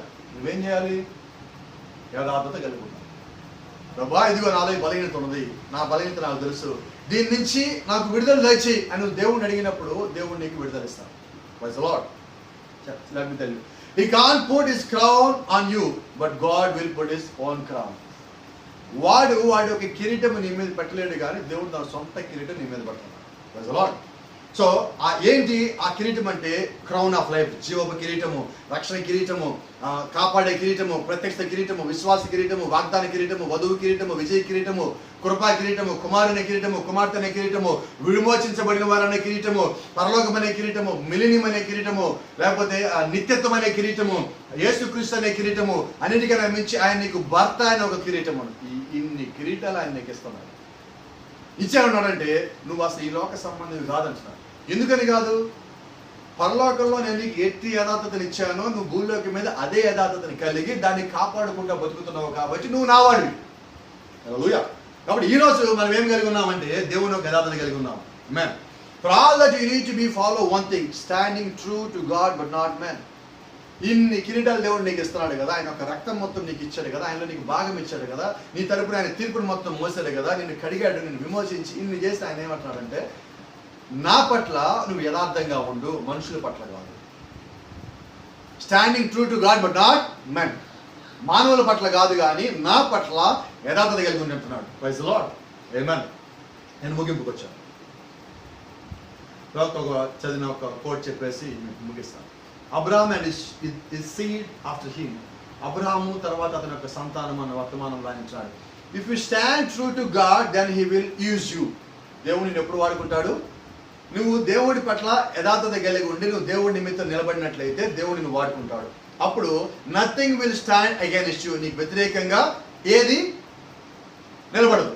Amen. If you stand true to God, then nobody is able to stand against you. నువ్వు దేవుడి పట్ల యథార్థంగా నిలబడినట్లయితే నీ ఎదుట ఎవడు నిలబడలేడు. And as the battle race, యుద్ధం ముందుకు వెళ్తా ఉన్నప్పుడు చూడండి, you became a real target. ఆ యుద్ధంలోకి వచ్చినప్పుడు ఏం చేస్తారంటే నువ్వు సరిగా ఉంటుంటే నీ మీద బాణాలు ఉంటాయి. అందరు నీవే టార్గెట్. ఎవడు బాగా యుద్ధం చేస్తున్నాడో అందరు వాడి మీద దాడి చేస్తాడు. మీకు అర్థం కాదనుకుంటా. మీరు అనుకుంటారు చెడ్డగా ఉన్నవాడు అందరూ చెడ్డగా అనుకుంటారు అనుకుంటాడు. కాదండి, మంచిగా ఉన్నవాడు కూడా చెడ్డగా అనుకుంటారు. నేను ఒక కంపెనీలో జాబ్ చేసేవాడిని. జాబ్ చేసినప్పుడు ఏంటంటే రోజుకి మా టార్గెట్ 8 గంటల్లో ఒక షాట్ ఇవ్వాలి. మేము చేసే మూవీస్ సంబంధించిన వాటిలో రోజుకి 8 గంటల్లో ఒక షాట్ ఇవ్వాలి. నేను వెళ్ళి ఏం చేసేవాడిని అంటే దానికి కొన్ని షార్ట్ కట్లు వేసుకొని కొంత ప్రోగ్రామింగ్ చేసుకొని రోజుకి 3 షాట్లు ఇచ్చేవాడిని. సో మా ఫ్లోర్లో 150 మంది ఉంటే 150 మంది నా పేర్లు ఎక్కువ వినపడుతుంది. ఎందుకని? వాడు వర్క్ బాగా చేస్తాడు. అప్పుడు ఏం చేశారు వాళ్ళు, నాకు అందరికి ఒక్కొక్క కంప్యూటర్ ఇస్తారు. కానీ నేను పనిచేసే చోట నాకు 5 కంప్యూటర్లు ఉంటాయి నా రూమ్లో. అసలు రూమ్ మొత్తం నాకు వదిలేశారు. రోజుకి 3 షాట్లు చేసేవాడిని, ఇప్పుడు రోజుకి 5 షాట్లు చేస్తాను. వాళ్ళంతా ఒకటే ఇస్తున్నారు. ఇప్పుడు మా మీద పనిచేసే ఇన్ఛార్జ్ ఉన్నాడు, ఆయన పేరు జీ అనమాట. ఆయన వచ్చేమన్నాడంటే మరి ఆ వ్యక్తి 5 షాట్లు చేసేటప్పుడు మీరు ఎందుకు చేయలేకపోతారని అడుగుతున్నారు. ఇప్పుడు దాన్ని బట్టి వాళ్ళకి ఏమొచ్చింది, వీడు చేయబట్టే కదా మమ్మల్ని అంటున్నారని చెప్పి నా మీద టార్గెట్ బిగిన్ చేస్తారు. ఎలా చేశారు తెలుసా? వాళ్ళు చేయగలిగిన షాట్లు మొత్తము కష్టంగా ఉంటే తీసుకొచ్చి నాకు ఇచ్చేసేవాళ్ళు. ఈజీగా ఉండి వాళ్ళు తీసుకునేవాళ్ళు. నాకు అక్కడ ఏంటంటే నాకు వర్క్ చేయడం కావాలా, నాకు జీతం ఇస్తున్నారు, యథార్థంగా పని చేయాలా.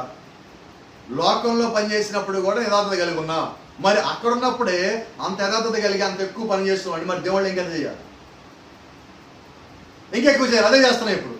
దాన్ని బట్టి వీళ్ళు ఏం చేస్తున్నారు, వీడు ఎంతమందికి బాప్టిజాలు ఇస్తున్నాడు, ఎక్కడ పోయిన ఇంటి పేరు వినిపిస్తుంది, ఈ రాష్ట్రంలో ఆ పేరే, ఆ రాష్ట్రంలో ఇంటి పేరే, ఆ ఊళ్ళో ఇంటి పేరే, ఈ జిల్లాలో ఇంటి పేరే, ఆదేశ భాషగా వచ్చాక ఈ పేరు చెప్తున్నాడు, ఎవడైనా ఇంటి పేరు చెప్తున్నాడు. కాబట్టి బల్లాల మొత్తం విడి తిప్పండి, గల్లు మొత్తం విడి తిప్పండి, బాణాల మొత్తం విడి తిప్పండి.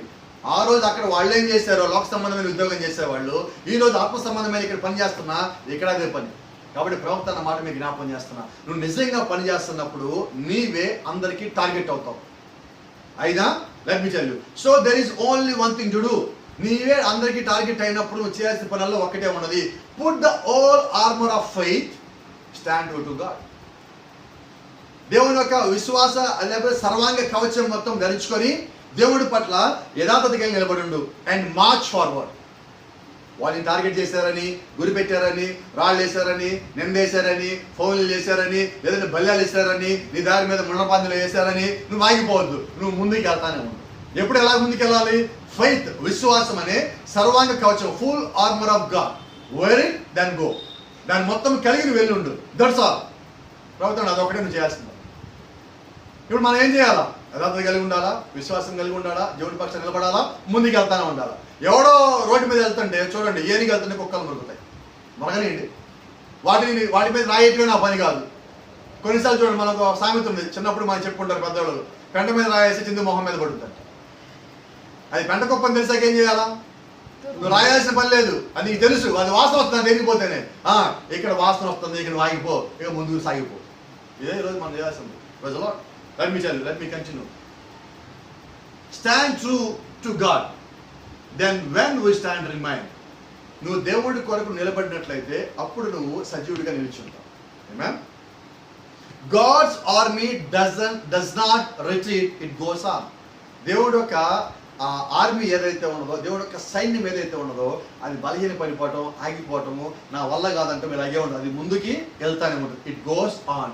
Many of them drop off the side and start this that or the other. కొంతమంది ఏం చేస్తారంటే, నేను వెళ్తా ఉంటాను, పాస్టర్ గారు నీతో పాటు వస్తాను, నీకు ఎందుకు, కానీ నువ్వు దూకేమని దూకేస్తాను. ఒకసారి ఒక పాస్టర్ గారు వచ్చారు, పాస్టర్ గారు నువ్వు దూకేమని దూకేస్తాను. నేను దూకమంటా, సాతం దూకమంటది కానీ, అయ్యో దూకక్కర్లేదు కానీ నువ్వు వాక్యం సరిగ్గా నిలబడతావు. నువ్వు ముందు నిలబడితే తర్వాత నుంచోవాలా, దూకాలి, కిందకి బలంగా లేని దూకాలా. నువ్వు నిలబడే శక్తే లేదు, నువ్వేం దూకుతావు కానీ ముందు నిలబడని చెప్తావు. ఆయన నిలబడా, దూకేశాడు, వెళ్ళిపోయాడు కదా అంటే మంచిది, ఓకే, దేవుడు నీకు ఏది ఇచ్చాడు నువ్వు వెళ్ళిపో, సాగిపో, వెరీ గుడ్. నీ సాతంతో పాటు ఇచ్చాడా గమాన్ వెళ్ళిపో, దేవుడితో పాటు ఇచ్చాడా గమాన్ వెళ్ళిపో. నీకు ఏది ఇచ్చాడో దేవుడు దాని ప్రకారం వెళ్ళిపో. నాకు ఇచ్చిన పనులు నేను పోతా ఉంటాను. అయితే మనం వెళ్తామంటే ఏం చేస్తాడు, భాస్కర్ గారు నేను వస్తా, భాస్కర్ నేను వస్తాను, నాకు కమానరా, ఎవడు ఉంటాడో తెలియదు, ఎవడు పోతాడో తెలియదు, ఎవడు పోతున్నాడు. Many of them drop off the side. కొంతమంది ఇటు పక్క పడిపోయారు, కొంతమంది అటు పక్క పడిపోయారు, కొంతమంది మధ్యలోకి వచ్చి ఆగిపోయారు, ప్రారంభించారు, వాళ్ళు ఆగిపోతున్నారు. అయితే let me tell you, but the army of God marches forward. అయితే దేవుని యొక్క సైన్యము మాత్రము ముందుకు వెళ్తానే ఉంటుంది, అది ఎప్పటికీ ఆగదు. We are going right on and on and on and on. మనము మాత్రము దేవుళ్ళో ముందుకి వెళ్తానే ఉంటాం. ఎందుకని? వీలైనంత వరకు ఈరోజు నేను చెప్పి ముగింపుకొచ్చాను. ఈరోజు మనం చేయాల్సిన పనల్లా ఒక్కటే. ఏంటి ఆ ఒక్క మాట అంటే, దేవుడిలో నువ్వు యథార్థంగా నిలబడి ఉండటము, దేవుడి కొరకు నిలబడి ఉండటము. నువ్వు దేవుడి కొరకు నిలబడ్డావు అంటేనే దేవుడిని ఆల్రెడీ వాడుకుంటున్నాడు అంటావు. కాబట్టి దేవుడు వాడుకుంటున్నాడని గుర్తెరిగి నువ్వు ఇంకా నమ్మకంగా ఉన్నప్పుడు నువ్వు ఇంకా మేలైనవి దేవుడు చూడగలుగుతావు. Praise the Lord. God bless you. దేవుడు మిమ్మల్ని అందరూ దీవించును గాక. షాలోమ్.